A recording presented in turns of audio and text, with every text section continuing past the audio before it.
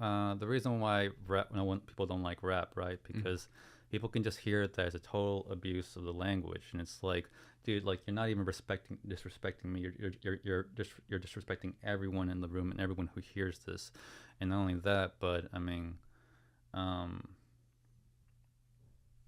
the entire aspect is just, respect me because I disrespect people. Mm. Yeah, and some of the raps, like I guess in secular rap, it could be, and so now they're trying to take it to Christian rap and make it more of like it's like you can't do nothing to me basically because I got Jesus on my side. Like it's kind of like um how do you put it like I'll stand behind Jesus. I'll go to war with you for Jesus. Like there's like I don't know, for me there's an attitude to rap. That's just me personally. Mm-hmm. I think rap started off with poetry, right? It was Yeah. like it's supposed to be poetic. It's supposed to be like, like little words like hip hop, hippie, hippie to the hip hop, you don't stop, right? To the bang bang Yeah. boogie, say up jump the boogie. So now what you hear is not a test. I'm rapping to the beat. And it's just like it was playful. It was like, it was just fun. It was like, oh, Oh that's yeah. cool. That's groovy. And then it really took a turn in the 90s. It Yeah. really took a turn in the 90s because then gangster rap came in, NWA, Tupac, Biggie Yeah. Smalls, and they ruined, like, I wouldn't say they ruined it because it was a good peak, but then it's like, at the same time, you're kind of like, is this what we want to be talking about? You know? Like, I think media itself has, like, in the beginning, we were watching the other day, we were watching, when we turn on the TV, it's always having this, it'll be a random movie or random TV show. Mm-hmm. Well, just lately, it's been like these black and white movies. And it's this guy, and he's singing to this girl. And he's like, Darla, I'll do anything for you. I'll give you the moon. And it's like, we don't have any movies nowadays that has like a man singing to a girl or going like, and she's all dressed up in a nice dress and he's in a tux. And now it's like, the movies, the media, I think like the devil really came into the movie industry and everything. He just started polluting it.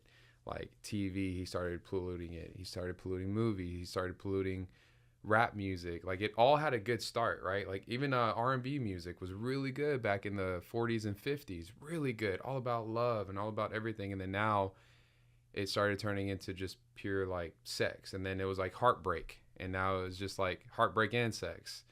And then now it Yeah. doesn't even exist. You don't even hear R&B music anymore. Yeah, I think what like Juice World was pretty much the last of it, like the Bro, last thing that came out as far as what R&B is supposed to be. bro, I don't even, if you even consider that R&B, I don't consider that R&B at all. Like I feel like R&B to me, bro, died when in the early to mid 2000s, like Alicia Keys, Usher, uh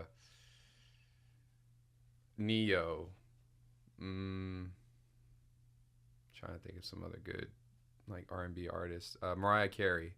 Yeah. I think it stopped then because then we don't have any good music. We don't have like, to me personally, I shouldn't be like that, but we don't have any good secular music anymore. That's why it's secular music. But it's just so it's like, how can I be so oblivious? How can I be so raunchy, like you said, disrespectful of like to everybody in the room, but respect me? Yeah. Um, I mean, the political contention that comes with these kinds of things That too. is very much made. I mean, it's contrived to go. It's contrived. Very much made to contrive people's sensibilities, and that's the reason why, they're obligated to put out a bad album once in a while. Hmm.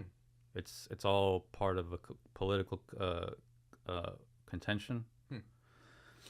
Frame to pretty much be like, we don't cater to the public; they cater to us. We got to go ahead and provide them with something that they enjoy, Mm-hmm. and then they really enjoy it, and then afterwards we go ahead and just, what do? They always give them trash. Mm-hmm. So you get the first peak where it's like, it's all going up and it's all going good, and you're like, this is either, if it's not good, it's interesting, Mm-hmm. but then finally it makes a turn where it's just like, it's all bad. Yeah. Yeah, no kidding. And it stays that way and gets really, really bad. And then when you think they can't get any worse, they do.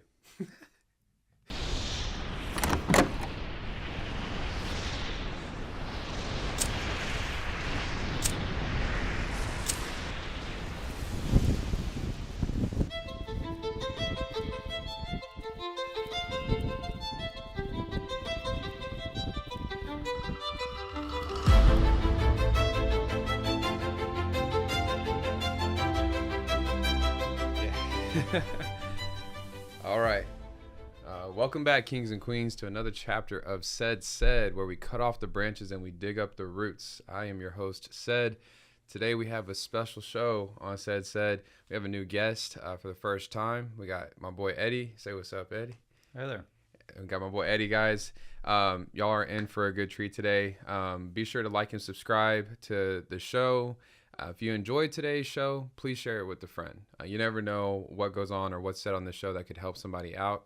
We put a new show out every single Monday and Friday at 3 p.m. And that's on Spotify, Apple Podcasts, and YouTube. Other platforms as well, but those are the three pillars that we use here.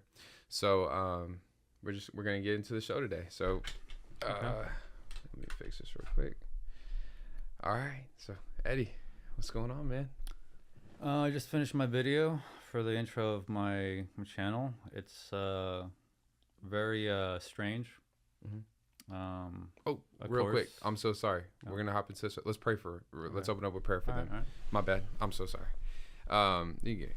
All right, Heavenly Father, we just come to you in the mighty name of Jesus, and we just thank you so much for this day, Father. We thank you for the breath in our lungs. To every single viewer who's breathing right now, we just thank you for their breath, that you've given them another day, Father, that they have purpose in this world, and the reason why they're still here is because they're here to to live out your purpose according to your will. So we thank you, Father, for the purpose in their life. We thank you for the plans that you have for us, plans not to harm us, but plans to prosper us, plans for a hope and a future. And we thank you for that hope and that future that you have in store for us according to your riches. Let the Holy Spirit fill this room, fill the airwaves, fill the video, just fill everything, and let your power be known in this show. We just thank you. We give it to you. All the glory goes to you, God, in Jesus' name. Amen. Amen. All right, my bad. Okay, so you just finished doing your channel, doing your show. What's the name of your channel? Faith into the Eternal. So what's that about? I put a bunch of essays that I wrote on the channel, and they were, all pretty much Christian based. Trying to go ahead and understand the scriptures, and I was trying to understand it myself, So the only way to go and understand is actually write about it, and not write about it from a sense of like, I'm gonna go ahead and just grab the whole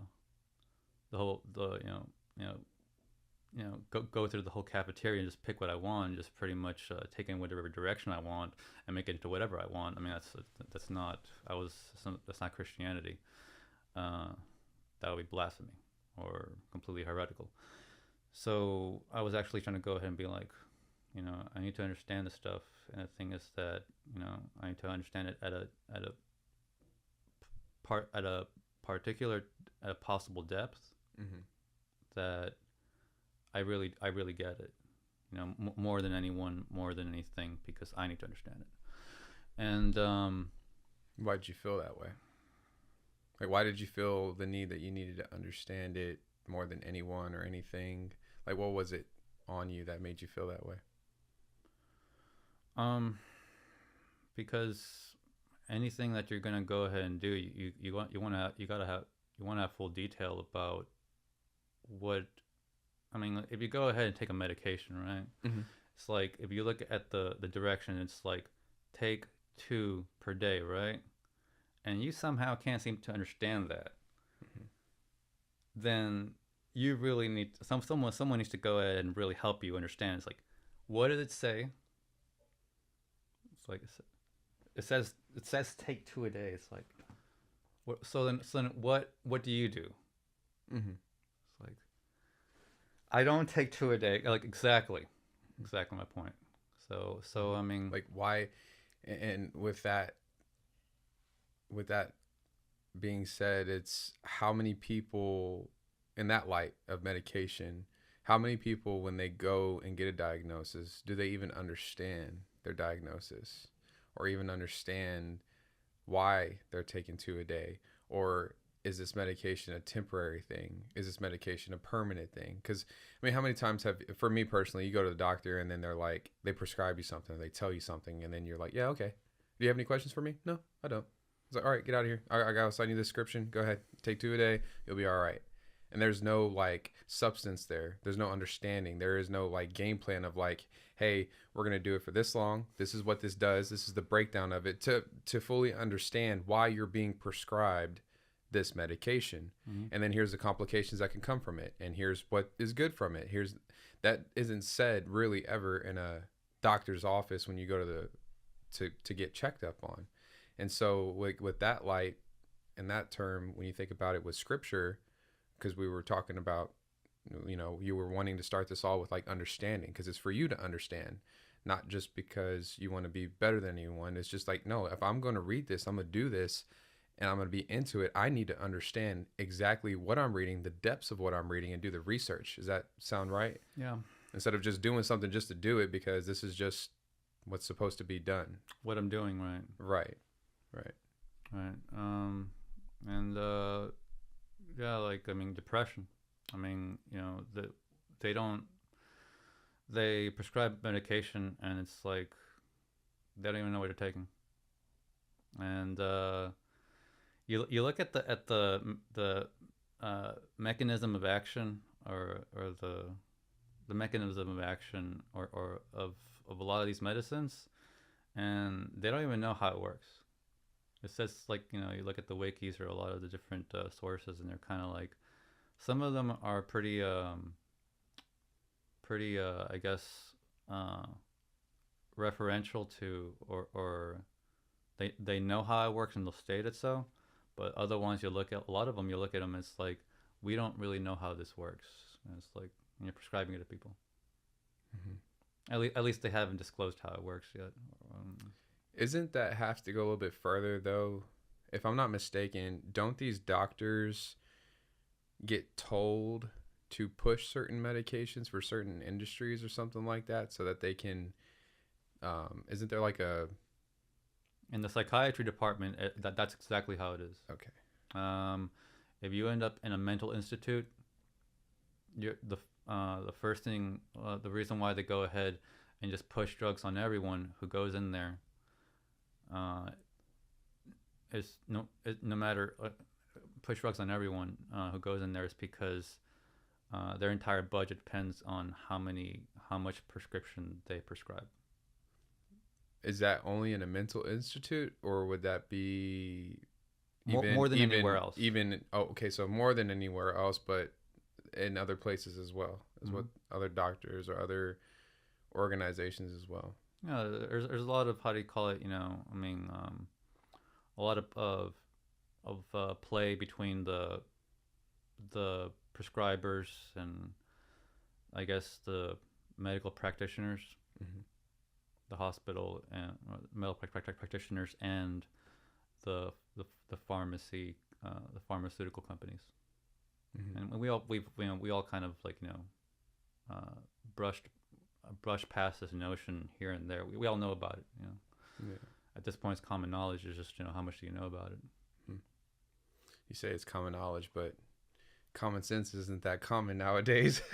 as much as you want to call it common sense. Yeah, dude, yeah. I mean, like, you go ahead and talk to someone about this stuff, and they're like, I mean, they get into a debate with you. I mean, the first thing they do is get into a debate with you. Mm-hmm.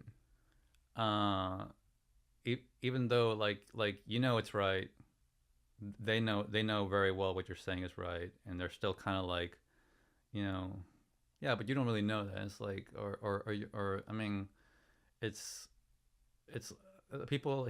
I don't. Some people do it because they're social, or how do you call it? Predisposed to sociopathology. Mm-hmm. They're sociopathic. They're very sociopathic. A lot of people are. They don't even know it. Mm-hmm. And the other reason why is because they, they're debative, because they don't they don't want to take anything seriously. So you bring up something like this, and immediately it's like, why, like immediately, right? They get it. They have a debate, I mean, with you, instead of having some kind of a agreement or discussion. It's like, yeah, that's happening. Immediately, like you question the whole thing. It's like, Mm-hmm. uh, common sense is like you said, common sense isn't common anymore. Mm-mm. Yeah. And that's really good about debating, because everyone nowadays does debate quickly. There is no, well, okay, that's what you think, and this is what I think. We're just gonna have to more or less agree to disagree. It's no, if you don't agree with what I'm saying, you're the enemy, and I don't want to talk to you anymore. Like, get away from me. There is no, like, I don't know what it is with this. It's not our generation, because it's every generation, older, younger, all these things. But it's like you can't have a disagreement on something, or even be able to have like dialogue or context or conversations over a topic where you have disagreement to see, okay, well, why do you think the way that you think on that topic? Where does that thought process come from? And where's your sources? What do you mean by that? And then this is what I think from it. This is my sources. This is why I believe that way. And then come to a consensus of like, okay, now what's the real problem? That doesn't happen nowadays. Like, just like a mutual conversation, like just have a conversation to have a conversation. Um, Instead, people get really like pushed off, and they're like, no, like, I don't even, you're wrong, I've seen it, I've done. It's like, I'm not trying to prove if you're right or wrong. Even if I am wrong, us as a society, shouldn't we have a conversation so that if we are truly wrong and we're lacking information, because in the word it does say that my people will perish due to lack of knowledge. Mm-hmm. So like, shouldn't we iron sharpen iron each other and talk to each other? And now I know we're getting a little bit far off, because they're talking about non-believers and believers, and that's where a big distortion is, because we're not all believers. Not everyone has a, it's all about belief systems, where they come from, because people do actions based upon their beliefs. And we're not all genuine. And we're what? And we're not all genuine. Yeah, because a lot of people are dealing with, like you said, they're a little bit of sociopathic. They're traumas. They have a lot going on. And there's a part of them that doesn't want to let you into their world, to truly what's behind the curtain of what they're masking themselves with their certain feelings or topics. And they just, because they don't want to get hurt. A lot of it is protection. It's not really disagreements. It's just really, they're just trying to protect themselves. But I feel like they're just hurting themselves even more by not having conversation like this. Be able to have conversation, hear what someone's going through. You may not need to agree with it, you may not need to understand it, but we need to be able to have conversation and understand people's reasoning and whys, because you can't help out anything or talk to anyone or understand where they're coming from if you're not even willing to hear someone out, even if it's something that you didn't hear. Kind of like Jesus sat with sinners. He sat with people who were wrong and are quote unquote wrong, but he did that because he needed to know. He came for the lost. He came for the broken. He came for them. But if he couldn't come for them if he had not known, what if they were like, well, if he went to him like, I'm righteous, I'm Jesus, I'm the King of Kings, how dare you do what you're doing? No, he said, hey, like, what's going on? He was understanding them. He was trying to be there with them. And there wasn't any social media broadcasting back then. So. And there wasn't. And he did a lot more than what social media is doing now. Yeah. Which, I wouldn't say that a lot more now, because a lot of social media is powerful on how quickly it can catch fire and just spread. But I had to imagine what Jesus would do with social media. But in the beginning of our conversation, we had started with your articles that you do. That and you don't know how just one word can go ahead and change everything. Like all like an entire scale of people's conversation. People's what people are putting out. Like what? Can you go further into that? Well, you put out one thing that's like, very actually doing something, right? Like everyone's going to go ahead and react to it. I mean, everyone's going to respond to it. I like what you said the first time. react. Yeah. Because a lot of people nowadays are doing have you ever seen somebody put a video out and they got the video and then they have themselves with the video behind them, kind of like a green screen, and they're doing a reaction to the video? Or like Candace Owens, for instance, she'll have a video, half of her up and then half the video at the bottom, and then she'll be watching it, and then the video will end, and then she'll do a reaction to the video. So I like that, because a lot of people are just reacting to things. Like a reaction is kind of like, if somebody bangs on the door, everybody reacts, right? Yeah. They're like, man, who is that? Yeah. But instead of somebody banging on the door, and it's like, okay, hold on. Like, we understand somebody's banging on the door. And then, like, if somebody bangs on the door, instead of reacting, like, in a nervous way, which is most people, that's a reaction. Maybe it's somebody who needs some help. Maybe somebody out there is injured. Somebody's hurt. Or maybe it's police. Maybe we don't know. But instead of, like, reacting to it real quick and quick to respond, maybe we need to be quicker to understand, like, okay, what's going on? Who is it there? Why are they knocking? What's the purpose of it? And trying to understand. It must be something new. Or is it an insane person who's knocking on my door? Who knows, right? But let's be quicker to understand what someone is saying versus quicker to react. Like, a lot of people, my wife has been telling me that she sees me getting better at listening to someone to listen, instead of listening to someone to respond. And I used to do that, and I think a lot of us do that nowadays. It's a selfish way of being. Like, we are quick to listen to just, okay, let me tell you what I think about that. And it's like, you're not even listening to what I'm saying. How can we even have a conversation if you're not even hearing me? Yeah. That is kind of how we were all raised, more or less, nowadays, right? So we've all had trouble with that. Yeah. And I mean, it's being genuine. It's just the struggle of being genuine or being who the world wants you to be. I've never really been able to actually, gain a proper understanding as to being like, yeah, so I'm gonna go ahead and just be like, a facetious, charismatic, individual who doesn't really have a core to themselves as far as being like a legitimate person. Mm-hmm. And you get twisted right here. Right. It'll turn it. Yeah. But yeah, man. Rap. I'm gonna rap. So I mean, I don't like to say stuff like that, because then you're being arrogant, right? Then you're being arrogant. But rap and rock, pop, and rap have been mostly mostly designed to promote a lot of things, that three things mostly, either revenge, suicide,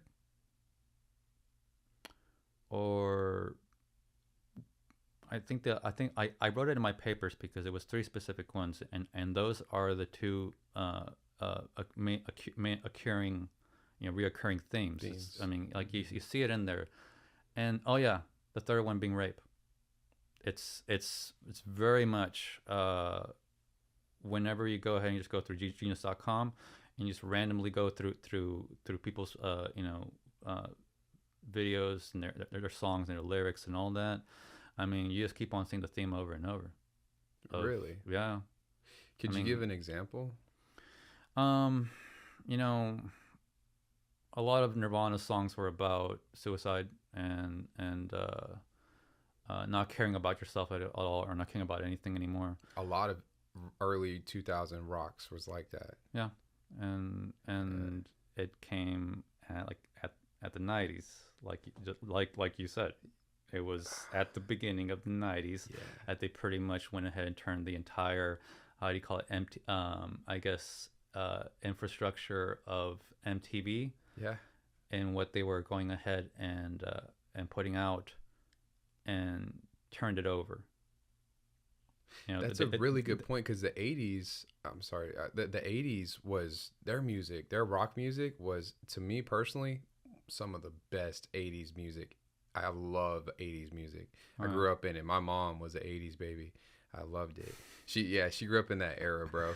I And remember that one. yeah, awesome era. The hairdo, it was all about like the 80s movies. They were awesome. Yeah, like The Breakfast Club, like all that good stuff, right? But you're right. They really did take a turning point in the 90s. That's a hard one too. Mm-hmm. I didn't think about how much they spoke on suicide in these songs, but could you talk more about and they say that the 90s wasn't that bad. No, the thing is that Nah, bro. then yeah, go ahead. No, you go ahead. Go ahead, brother. You got it. Well, you go ahead. Oh, the 90s were bad. Yeah. Yeah, man. I'm a 95 baby. I didn't even grow up in the 90s, but I was born in 95. But just knowing my dad grew up in the 90s, he was a teen in the 90s, and he was born in 76, so that would have made him what, in the teens, I think, at that point. And his favorite guy was Tupac. That was his idol. And he lived just like Tupac did. Actually, he wanted to be like him, if not better than him. And he hung around with thugs. He hung around with gangsters. And that's back whenever thugs and gangsters were truly like about that kind of life. I think the crime rate, if I'm not mistaken, spiked in the 90s. And the homicide rate, if I'm not mistaken, spiked in the 90s because of all the influence of music, the influence of movies. Even I think some of the best like Bronx Tale, like thug movies, American Gangster, that might have came out in the 2000s. What's the Godfather series? Tony Montana, the Scarface. Yeah, that came out. That was 80. Oh, that was an 80. See, 1980. Okay, so like all that stuff right there played a huge role during that time. Yeah, the 90s were I guess you could say some of the best, but some of the absolute worst. But that makes sense if it was the best and worst time. They say the 90s was the best, but in retrospect too, it's truly was the worst. Yeah. NWA came out specifically to go ahead and, put in the kind of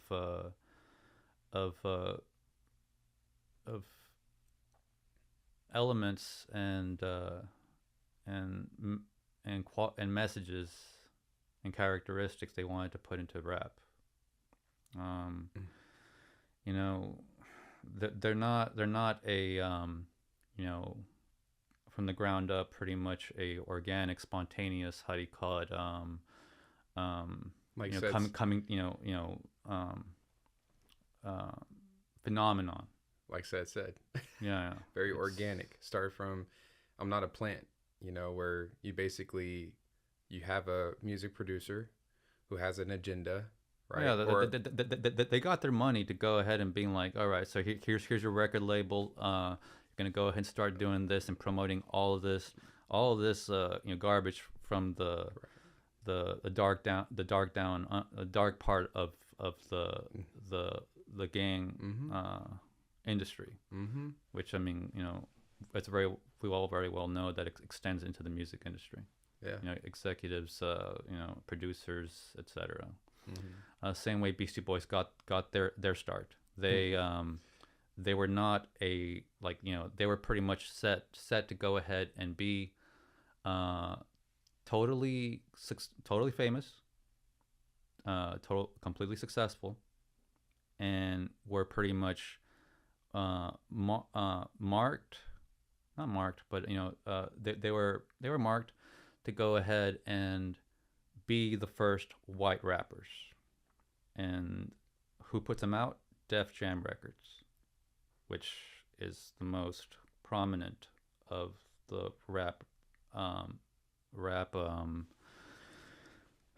do you call it? Record labels. Yeah. That that was back then. I mean, I was in the 80s. So Def Jam record artists, just for anybody who's out there who's curious.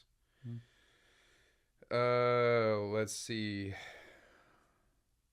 Let's go to the bottom.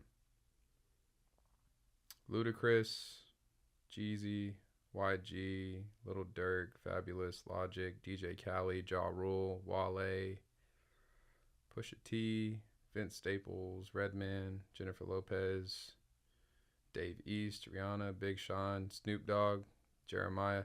Snoop Dogg, wasn't he with? Oh, maybe he was with them. Well, I thought he was with the West Coast with. he moves around because I mean, he's got that kind of just viability and stuff like that. Rick Ross, DMX, Nas. That was a big one. Nas was huge. Method Man, LL Cool J, Justin Bieber, Lady Gaga, Public Enemy, Beastie Boys. Yeah, Public Enemy. Public Enemy, that was another one. Yeah, Run DMC. That was kind of like the turning point, right? Where it was like, all right, it was like half fun and like half serious, and kind of taking some of Yeah. the sense of pretty much, Yeah. um, um, approving of African culture, like our African roots or their, our African roots, their African roots, Yeah. Yeah. Frank Ocean, Jay-Z, Kanye West, LeAngelo Ball. Get out of here. Rick Rubin. That's an interesting character. Do you know much about Rick Rubin?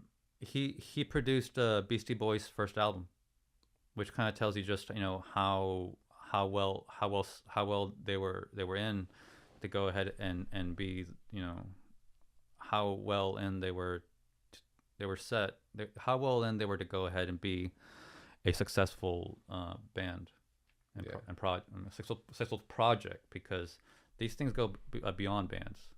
I mean, the band is just the first part, the first start. Yeah.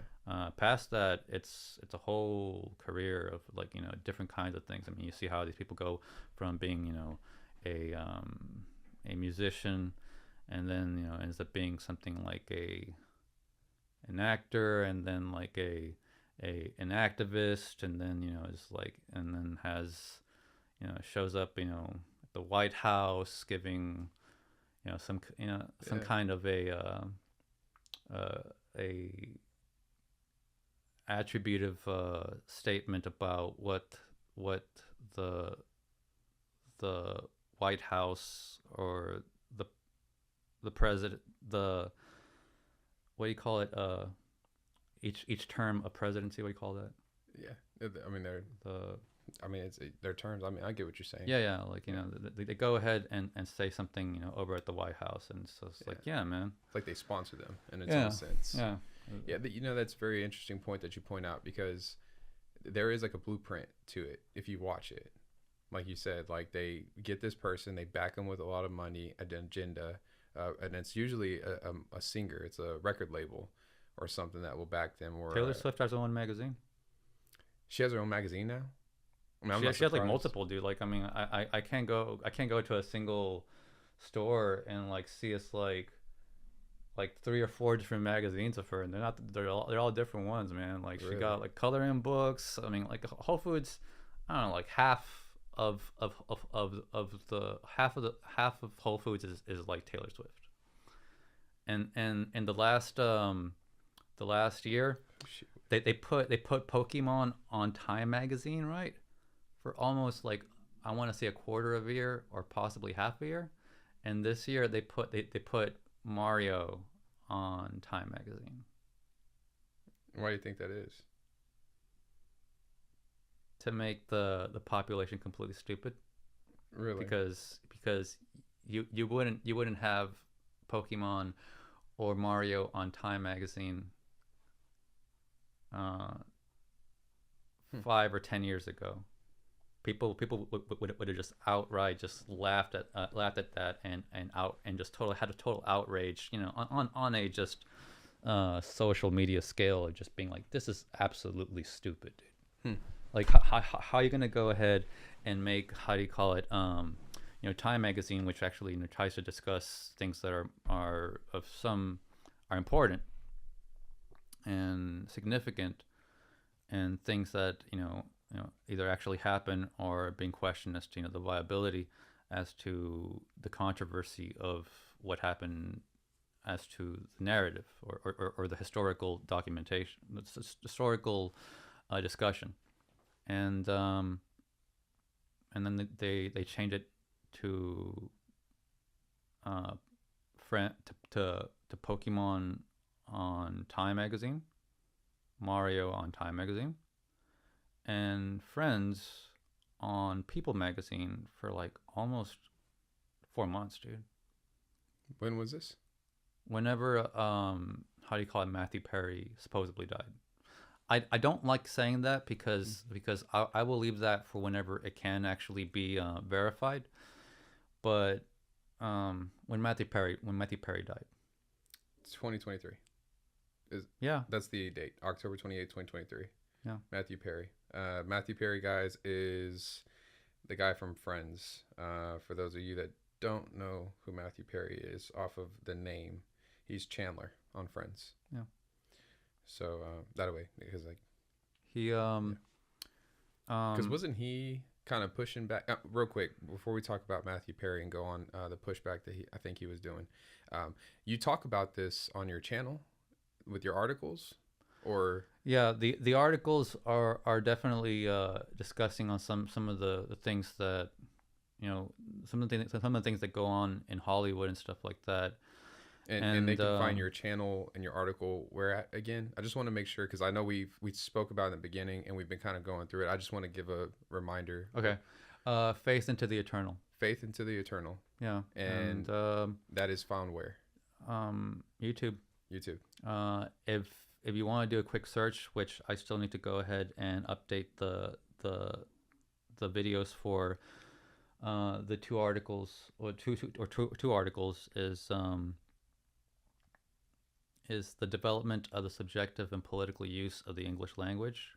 Okay. And the other one, which is much longer, it discusses the intricate aspects of Hollywood, and it's about 3 hours to narrate.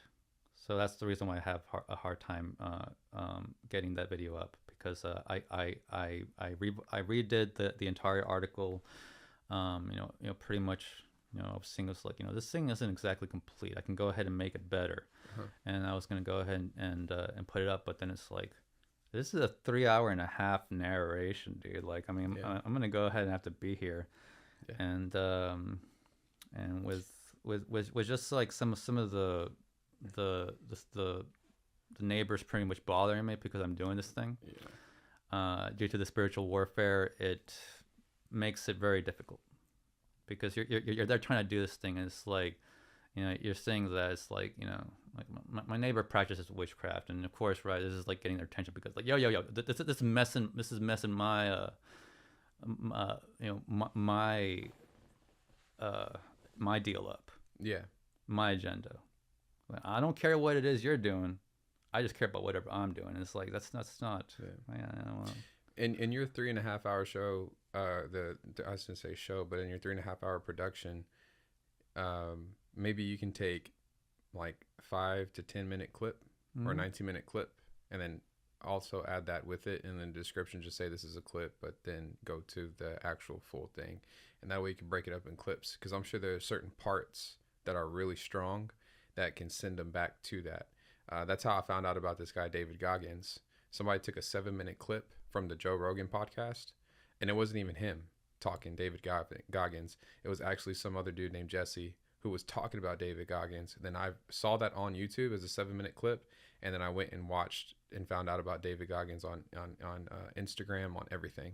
So maybe that's one thing that you could try out is, and I'm about to start doing that too, because as you can see, a 4.5 hour or 4 hour and 5 minute show that I did with Tobias on chapter, I think 84, you had watched it all, but it was intriguing to you. So for your 3.5 hour show, I would, there's a lot of people out there who like that Hollywood stuff and like seeing into it, because it's true and it's real, and it's something that we need to know, because you can really get caught up in the propaganda of it and start having your kids get indoctrinated into Taylor Swift.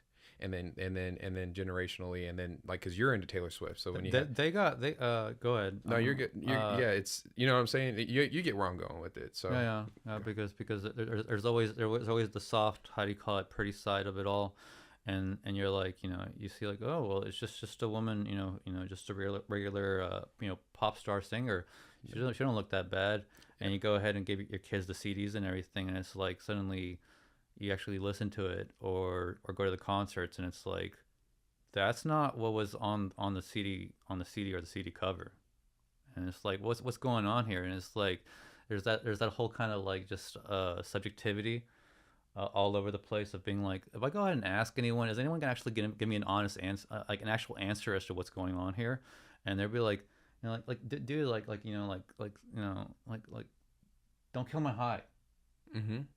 Kendrick Lamar, and it's like Exactly. and it's like you're just reiterating and promoting what someone else from their side of the volleyball team Mm-hmm. said. Yeah. Yeah. Yeah, you go against the grain and you're destroying, like you said, their fun, their high. It's like, no, dude, you're lame. Why do you do that? And that's not what it is. That you're looking too into it. She's just a singer. That's all she is. She's entertainment. No, that's just theater what she's doing whenever she comes out and she makes the whole entire scenery red and she's getting lifted up in an all white or all red dress and she's got these devil horns on her face or something, whatever. Like and pyrotechnics, flaming up, on yeah, the sides and everything. yeah, like, oh, you're just looking way too into it, dude. Chill out. Like, you're just a conspiracy theorist. It's like, no, dude, that's exactly what they want you to think. Like, they want you to chalk it up as just, no, this is just what we do. Y'all are crazy. We're not the crazy ones. And that is like, that's the MO of the devil. He's been trying to do that since the beginning of time. Like, did the Father not, did he really say that you would die from this tree? Did he really, do you really think that this is a ritualistic thing, that we're bringing a bunch of energy around here and getting all of y'all to sing at the top of your lungs to worship and praise this one girl who's speaking on these things, this literally satanic ritual? They're preaching. Oh, they're preaching. Yeah. Yeah. They're preaching. How do you think they're preaching? For someone who's like watching and they're like, they're not preaching. How would you say they're preaching? They're preaching their gospels of death, and they're preaching their gospels of the one who comes, steals, lies, and destroys, and murders. Yeah, and comes, steals, lies, and destroys. Yeah, it's, I think it's John 10:10. He comes to steal, kill, and destroy. Yeah, the devil does. That's who we're talking about. Satan. Just out of pure, anybody who's interested, because we talked about Def Jam Records. So Republic Records is actually what Taylor Swift is with. So hear this, guys. Republic Records has Drake, Ariana Grande, who just did a movie called Wicked, which is crazy in itself. Literally wicked. Like, and in the Bible it talks about wickedness, and it talks about, crazy. Taylor Swift, The Weeknd, Nicki Minaj, Post Malone, Metro Boomin, Morgan Wallen, Chanel West Coast, Zendaya, Lil Wayne, Kid Cudi, Johnny Depp, Pop Smoke, which that whole Johnny Depp thing that they did, that trial, that was such bogus, bro. And then they threw it into a Netflix series. That was ridiculous. What a look over here, like the OJ thing. Look over here while we're doing this. You know what I mean? It's not even. It's ridiculous, bro. I don't know about this particular circumstance or situation. So I guess we'll talk about it like a little bit later. Just keep on going. Okay. Shabuzi, Birdman, Lindsay Lohan. Wow. Yeah, so you can see how they go ahead and use one of them to pull you into the entire roster, like and to like pull you in to be like, oh, okay, so now there's all these other musicians, and it's like Amy Winehouse. You don't even know what you're getting into. No, you don't. Yeah. No, you don't. Before you know it, you're already in it. Mm-hmm. And now you got their words are in you.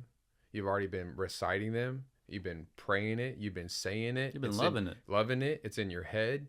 You love it more than you love Jesus. And it's crazy is that a lot of people who say that they're blessed and they that like a lot of men. So not use this as a comparison, because I mean we're talking about people who don't even know Jesus. I mean a lot of the times. I'm not saying for us who actually walk with Jesus, and of course we're kind of like tempted by the world, and God says that we will be tempted. What do you call it?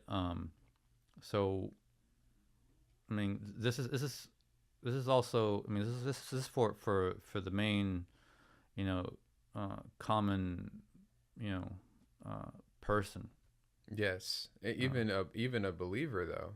Oh I yeah. know plenty of men who are believers who listen to rap music like Drake, like Kendrick Lamar, like all these guys, these famous guys, and they go around saying God's blessing me. I'm blessed by God, and it's like they want to get you in. it's like no, well, yes, you are blessed by God, but not the Jesus God, because the devil is a god too. I mean, would you fail to say that he is or isn't a god? Like, I mean, do you agree that when I say that the devil is a god to those who worship him? The reason why the Bible says that he is a god, or the god of this world, Prince of this world, prince of this world, the ruler of this world, right? It's because he is immortal. That's the reason why they're going to be cast off into the lake of the lake of fire after the entire abyss is done away with. I mean, because these things cannot die, and the thing is that there needs to be a proper place for where they go, and God is actually properly making this whole thing so that way that is what will happen, or that is exactly what will happen to all who pretty much make themselves part of this plan and do not get out of it before before he comes back. The veil unturns or uncovers. Mm-hmm.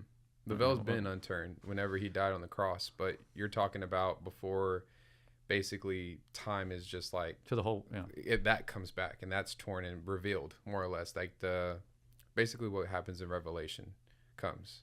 Is that what you're getting at? Yeah. Like we have until like, and people always say, well, Jesus hasn't came back yet. They've been saying for centuries that Jesus is going to come back. Jesus is going to come back. It's like, do you have Jesus in your life? No.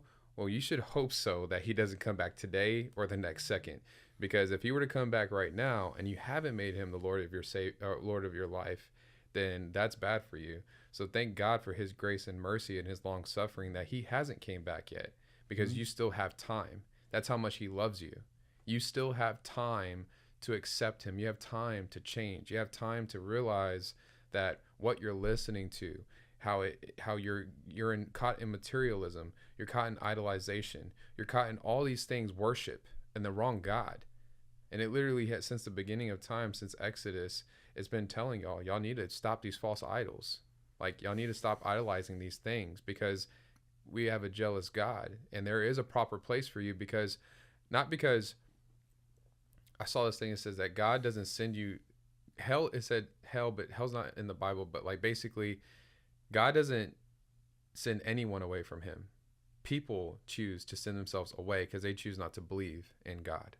So it's not him telling you like, well, be away from me because you're a sinner. No, he's telling you you have the choice, yes or no. And because you lived your whole entire life after hearing messages after messages, word after word from my disciples who are all around you trying to speak to you, you've denied me. You've chose to listen to the enemy or over me. Mm-hmm. And something that you and I haven't even talked about yet, but the Holy Spirit is telling me to say it, is that Lucifer, Satan, was the most handsome angel up there. He was a worshiper. He was a singer, a musician, if I'm not mistaken. And that's why the music industry is what it is. That's why they glitz and glamour is that's why that's so huge in their industry, and singing and all of that. Their quote unquote talents that they have is given to them. It's all vanity. Exactly. Yeah. Because that's who it's mimicking. That's who it's resembling. It's resembling the king, their Yeah. prince. Yeah. It's all about how. That's why they're getting their face done and everything restructured, and they're wanting the fame here on Earth because he can't get it. He in wanted heaven. all vanity. Mhm. He wanted, like it says, his sin was pride. And when you really go ahead and actually try to go ahead and understand something about pride, like you look at pride and being like, what am I looking at here? How do I go ahead and define this thing? What is it, right? And you see that what you're looking at is someone who's like, I just want to be vain, and that's it. So, yeah, go ahead. No, you're good. I want you to continue. I don't want to cut you off, man. I'm looking up vanity. That way people can know, or vain. That way they can understand. Because sometimes, we think we understand the word like ignorant. I don't like when people use the word ignorant in the form of calling someone stupid.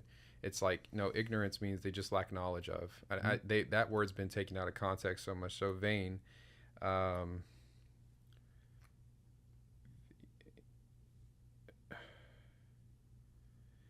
Vain is having or showing an excessively high opinion of one's appearance, abilities, or worth, producing no result or useless. Mm-hmm. So they're just about, it don't mean anything. Yeah.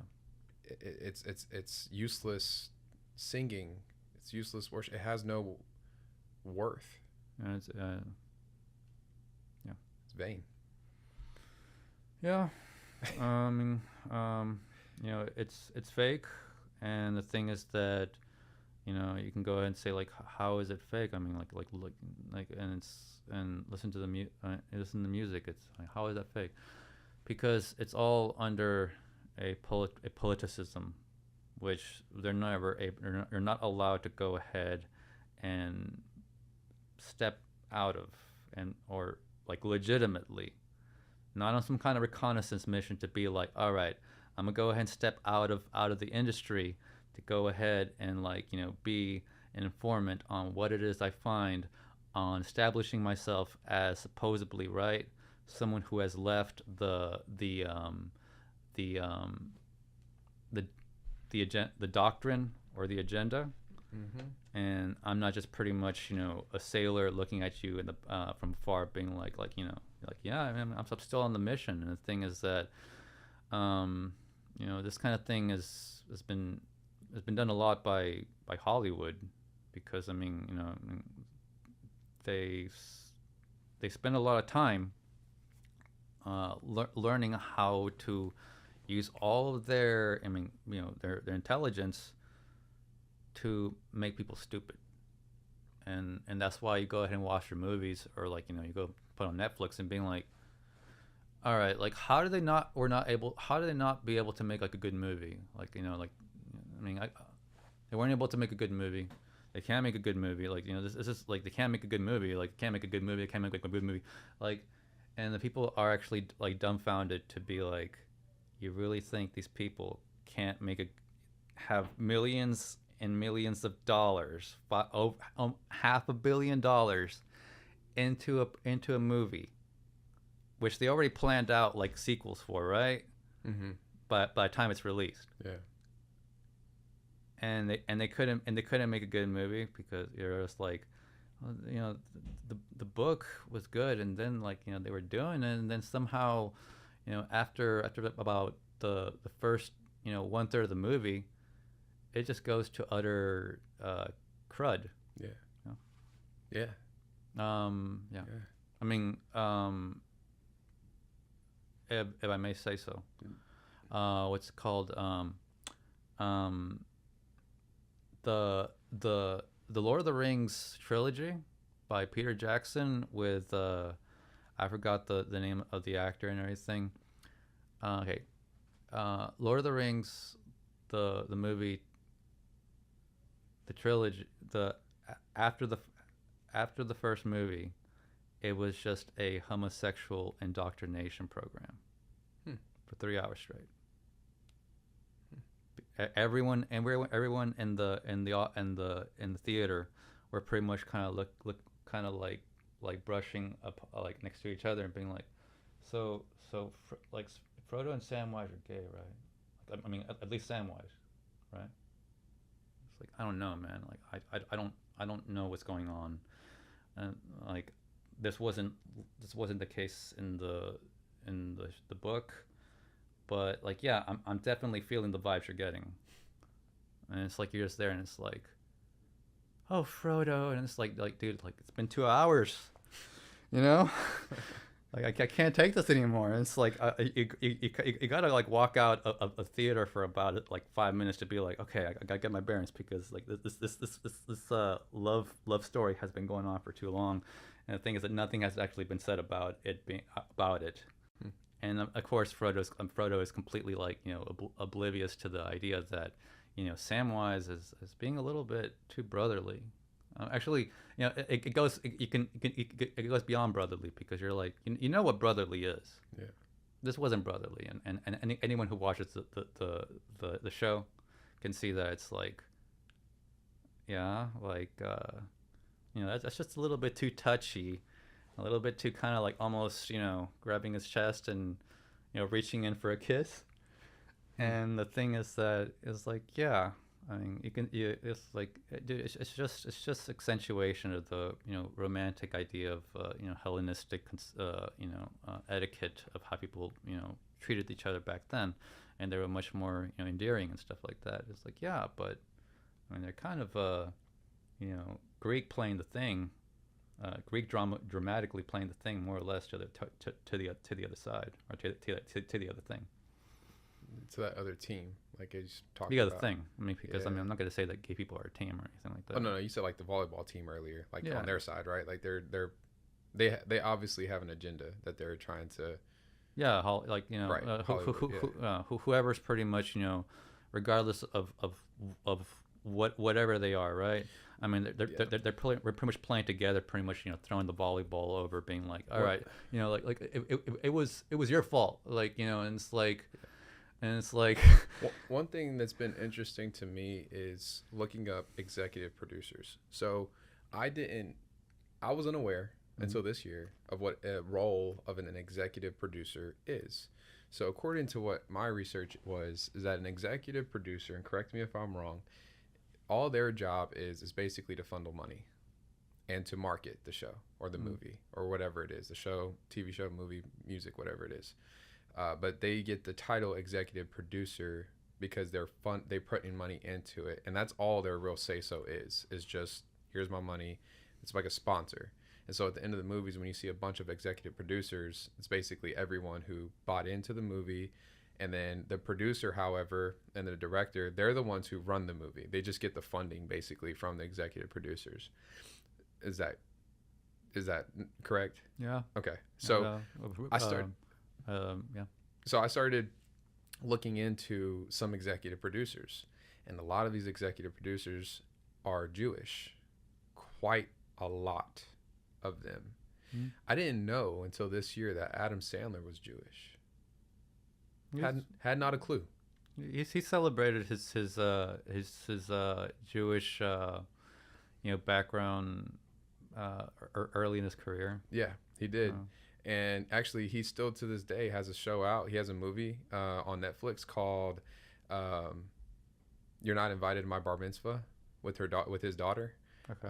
It's actually his daughters, or both of his daughters are in there, and his wife is in there. It's actually really cool. It's a funny movie. It's a good movie. It's a real movie. A real movie. Okay, I thought it was like a documentary. No, it's a real movie called "You're Not Invited to My Bar Mitzvah." About her daughter's bar mitzvah, and they're actually actually getting ready and actually going to the bar mitzvah, and it shows a little bit of Adam Sandler's real life or something. No. It's an entire movie that I guess he directed, that he wrote. I'm gonna look it up because I don't want to get anybody who's listening misconstrued. So, you're not invited to my bat mitzvah. Sorry, I was probably saying it wrong. Women have bar mitzvahs too. Yeah, I guess so, dude. Okay. So that's actually really interesting because I'm not sure. She was having a bat mitzvah, and it says, "So you're so not invited to my bat mitzvah." It came out in 2023. It's on Netflix. Stacy and Lydia are best friends forever, who've always dreamed about having an epic bat mitzvah. However, things start to go comically awry when a popular boy and middle school drama threatens their relationship, their friendship, and their rite of passage. Yeah.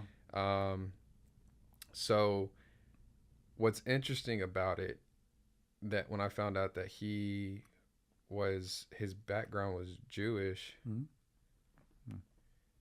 is that, so it says that Adam Sandler's family is Jewish and descendants from Russian Jewish immigrants on both sides. Sandler grew up in Manchester, New Hampshire. Um, anyway, so I started like really. I've been watching a lot of his shows. Adam Sandler is a pinnacle in like my upbringing, bro. Big Daddy, Happy Gilmore, dude. Little Man. Nicky. That movie like broke me. Dude. Yeah. As a kid, I was like 6 years old. This is what I'm gonna be watching Yeah. like for like a month. dude. Yeah, Little Nicky. I mean, come on, bro. Waterboy. Billy Madison. I mean, come on. We were talking about some pinnacle times, right? And so Yeah. when you really go back though, from because my faith now, right?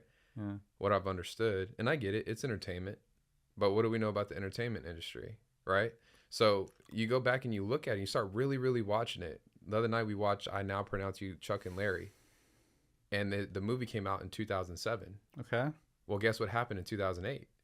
If I'm not mistaken, Barack Obama, for the first time ever in America, approved same-sex marriage in America. Was that actually his legislation back in 2008? Because that was 2000. I mean, gay marriage was made legally made legal in 2015. Okay, let me see. You're absolutely right. June 26th. yeah. I apologize. Thank you for that. Yeah. Same-sex marriage was legalized nationwide in the United States on June 26, 2015, with a Supreme Court ruling. Yeah. However, the journey to marriage equality was not instantaneous. Several states have already legalized same-sex marriage before this date, with some legalizing it through court decisions and other through legislation or voter. So in 2004, Massachusetts became the first state to legalize it. Several states, including through the early 2000s and 2010s, was Connecticut, Iowa, Vermont, Maine. But then it hit a federal level for all 50 states in 2015. But what was interesting is in 2007 that I Now Pronounce You Chuck and Larry came out. And I believe, wasn't Barack's first presidency in 2008? That's when he stepped into office? He wasn't in what do you call it when they bring you in? Yeah, their inaugurations. Yeah, he was inaugurated until 2009. Yeah, to 2017. But I found it so interesting because when you go back and look, I didn't realize that they talked about trans in 2007 in that movie. I didn't realize they were talking about gays in that movie. Or like there's this one point in the movie where they're going down a list of like, I don't care if you're this, and it was like these weird names. Seth Rogen, right? I don't think it was Seth Rogen. No. It was I Now Pronounce You Chuck and Larry that they were doing it on, talking about these names. Who was in that movie? Man, a lot of people. That's the thing. Because it's always the same people, dude. Yeah. It's always the same people. Like, it's always the same thing. And my forgiveness on, I'm not trying to hit on like Barack or anything, but what I'm saying is that he is the president that basically, from my understanding, that pushed it out of approving and pushing for legalized gay marriage. But that movie is about two guys trying to act like they're married. And then there's a bunch of, like, they got the word, I don't like saying it because it's a disrespectful word, but because they said it in Chuck and Larry, I'll say it. They got the word faggot in that word. Mm. They got the word queer in that word. Okay. They got the word homosexual in that word. And it's like... In the movie? Yes, in the movie. And it's crazy because it's like, how has he not gotten canceled? Who? Adam Sandler. Oh, like, he's in that movie? Yes, brother. I Now Pronounce You Chuck and Larry. Kevin James. Oh, okay. Check it out, bro. Okay, all right. Let me see, because look at all the guys in the cast. I was thinking it was going to be like the second line, second line alternatives of the comedy, the postmodern comedy movement of, like, I mean, because the second line, right, are our Seth Rogen, what's his name? Seth Rogen, Jonah Hill, Danny uh, McBride. yeah, Yeah. James Franco, James Franco, Michael Cera. how you call it? Um, Steve Carell, Yeah. the host of the Late Show now, Stephen Colbert, Jimmy Fallon. Jimmy Fallon, but Stephen Colbert and Steve Carell, right? They're part of the postmodern comedy movement. That which is also Will Ferrell, and That's a huge one. yeah, That's another big one. yeah, yeah. Just pretty much just look there and being like just look at the camera and be like, and it's like that's all you're doing, right? Yeah. And the thing is that Breaking the fourth wall. They call it breaking the fourth wall. yeah, but the person just Yeah. just like and the whole thing is that yes, the person is just being stupid. Yeah. Yeah. The premise of it, yeah. But then if you look at it, it goes even deeper because you got all these men being goofy like that, and then look at society. It mimics that same exact behavior directly. Look how many people are in that movie, bro. Yeah. I mean, because Adam Sandler always keeps the same people in it. He's got that crew that he runs with. And the thing is that's way too much of a all-star cast for it to be some for it to not be just like a propaganda tool, Exactly. a propaganda film. Yeah, and you think it's just funny and it's just jokes, but they have some serious one-liners in there, like some serious one-liners. Like they even have a one part whenever they come out of they're coming out of something, and it's all the gay people are with them, and outside you have these guys that are saying, like with the picket fences, saying you're going to hell, like gay is not the way, gay is not the way, and then you got them coming out saying like this one guy's like, you're an abomination, and then the gay guy's like, no sir, that jacket is an abomination. And it's a gay dude telling them, and it's like they're all, it's like this, they're creating strife, they're creating division, and Adam Sandler comes out as basically saying, why can't y'all just let people live? Why can't y'all just let us be us? Basically, subsequently, I'm just summarizing what he's saying. Yeah. And then thus is the crux of the seed being planted into our brains, going into our society now from watching what we're seeing and being like, well, why can't you just let somebody be the way that they are? Why can't you do this? Well, it's because we're going based upon teach their own, right? Yeah, teach their own. Let someone live the way they want. Yeah, and it's like, well, no, because we're reading our word and we know that it's not supposed to be that way. I'm like, yeah, but you're like them. You're hating everybody. You don't want them. You want them to live your way. You want them to be in control. And thus is the division and the confusion of the music and the movie industry. That's his goal, is to create that, is to control the narrative, is to control societal narrative, is to politicize it, literally. And also Pose also put people against each other. And that's his biggest thing. What is it called? It's the oldest scheme ever in the book, right? The oldest war scheme is like you talked about the warlocks. Yeah. The oldest scheme in this book is divide and conquer. Yeah. It's the oldest thing in the book, but it works. Division. And then you can easily divide as a group that's together, like in Planet of the Apes. The new ones are good, but apes together are stronger, right? When he takes the twigs and puts, you know what I'm talking about? Have you ever seen them or no? I saw like the first 3 remakes after Tim Burton, right? After Tim Burton? I don't know. I don't know if Tim Burton did Tim Burton write those movies? No. He made one. After he made one, he made one, and then these movies came out.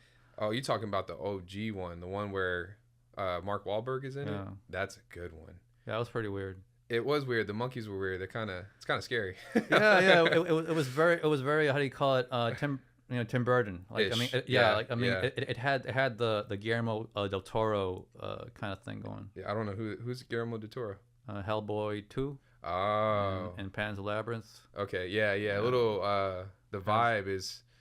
Yeah. Yeah, Pan's Labyrinth. I love that. Yeah, he did. I did not like that. Was a good that was a very rated R movie for like what was supposed to be like basically the story of a little girl, Yes. of a kid pretty much Yes. saving Yes. her brother. Yes. Yeah. Yeah. I was terrified. Oh yeah, man. The guy grabs a ball and just like like he just bashes that guy's face in, like just breaks his nose, right? I was just like, Bro. hmm. I've Yeah. watched it once and I was like, I'm never watching that again. So what got you? I know we had paused and picked up. I told you we'll go back to Matthew Perry because you were talking about Time magazines and all that. I know we, Yeah. but just to bring it back on track again. Not that there is a track, but so you were saying at that pivotal moment, and that was in 2023, October 28th, if I'm not mistaken, 2023 when he passed. So at that, what was the pivotal moment that you're speaking of that started those things? You were like there was a change or a shift because Time magazine started putting out their Pokemon stuff for 4 months and all that. When 2020 came around, like everyone, was in their houses, and you started seeing how it's like they really started bringing back the whole Friends culture. Like like the most important thing is the sitcom Friends, and they started putting out a lot of like memorabilia about of Friends, and you could see that they were really just using the creature comforts, just being like stay focused on your past memories of of enjoying the way things used to be, um, of and of what we used to give you as a you know as an industry of entertainment, and basically Nostalgia. yeah, like just pretty much I mean, there's that episode, Member Berries from South Park, where it's just like, remember how do you call it, Ghostbusters? Remember? You remember? Yeah, remember? How do you call it, Home Alone? Remember? You remember? Yeah, like yeah. The Member Berries was so funny, bro. That's before South Park. I feel like that was like their last, to me, that was their last little good one. Like then they started getting a little, to me, I had stopped watching it after the Member Berries. Just toxic, right? Just like dude, like this is like I gotta get away from this stuff because like actual acid just spitting down on you. Yeah, it got really, they lost their way. It's like they were trying a little too hard or something, or not trying hard enough. I don't know. I couldn't even tell. No, it's just that it was like now let's just go ahead and put as much hard trash as we can. Yeah. It's hard trash the people as hard as we can, because we know that at this point they're just gonna watch it, even though they're just like back there with like I don't know their fast food and their artificial flavors and I don't know what else, right? Too dumb to be like, I kind of think it's funny, and I don't really like it, but I'm gonna watch it. I mean, they're too filled up on home, just delivered food from restaurants and fast food and artificial flavors and everything else that they don't eat right, and are pretty much just sitting there and it's like yeah, like I'm gonna go ahead, and it's not that funny. I don't really like it, but I'm gonna buy the DVD box whenever the season comes out, because I like South Park, and I'm gonna keep on watching the seasons because I like South Park, even though it's not good anymore. And it's like the person's like, so then why do you watch it? And it's like, I don't know, man. It's something on TV. Like, I mean, like it's kind of funny sometimes. Like, do you not see how sometimes it just kind of like, takes a stab at your heart, or you kind of feel like you didn't come out right you didn't come out right after watching, and it's like, I know, man, but that's just how. I mean that's just South Park. That's how I've been. I mean, most of the stuff that I watch. I mean, that's how it is, right? And the thing is that it is not what it is. People are saying it is what it is, right? No, it either is or it's not. And the thing is that this is not, and certainly it is. Yeah. Yeah. Yeah, and on that nostalgia thing, they come back to me. Um, they tried Yeah. recently with Snow White. Oh, did they try? They thought that I'm not sure if you've seen it on No. that Snow White stuff, but like kind of like how South Park's like they're already hooked. They watch it just to watch it. We could put out kind of whatever we want. Yeah. They don't. They Care don't if it's good or care. not. They're just gonna go. As long as we get them hooked in for the first few seconds, or just if we put out enough marketing for it, they'll go watch it. And that's what this girl just tried to do. And I know she was backed by her producers, her executive producers. They probably paid her and told her, when you go get interviewed, start saying this, push women independence. And that's another thing that's been getting pushed a lot in these past few years is women independence. Like strong women don't need men, don't need anything. We could do it ourselves. And they're trying to create this culture in younger women that I do what I want, don't tell me what to do. And it has nothing short of but the enemy and the devil trying to work into it, because he's going after the woman. He always goes after the woman. He's been going after the woman since the beginning of time, because he knows he can't get after men because we're too stubborn and we're too in our ways, but he knows that we like going after women. So if women are being that way, just to get with a woman, we'll bend our morals and our ways just for our quick fix or our sexual needs. And so he's going after the woman again. He always has been. But with Snow, and he persecuted the woman, and she had to go ahead and go into like a dry place where God what do you call it, how do you call it, took care of her for a time being in Revelation. you know what's I haven't got to Revelation yet. I'm working my way through the New Testament and towards the back end of it, but I haven't got to Revelation yet because of my faith. I'm trying to build it enough to where I can understand and not be naive going into Revelation, to where I can truly be led by the Spirit. So, but speak more on that. I don't. No, Enlighten me. You're going good. Okay, but yeah. So with Snow White, they had did that to where they were just like, we're gonna have this girl go out and she's gonna change the whole entire narrative. It's not a revamp. Like when they did The Lion King, the live make a Lion King, that was pretty great. I thought it was actually really good. I actually cried in the movie Mufasa. Not the Lion King, the first one remake, the live one, but the new one called Mufasa. When I went to watch that, I thought it was actually pretty good. I was like, man, they're not gonna be. They weren't woke. They weren't trying to push a narrative. I kind of liked how they did Scar a little bit, how they gave his background and how it really wasn't his fault, where he came from, and how Mufasa was an orphan and sort of. And I thought it was cool. I was like, all right, it's not bad. Not what I thought they were going to do. Yeah, it's just came out, I think, a year or two ago, called just Mufasa. It's on Disney Plus. So I'll send you that way you can watch it, bro. You should watch it. CGI or is CGI. it animated? Okay. CGI. Yeah.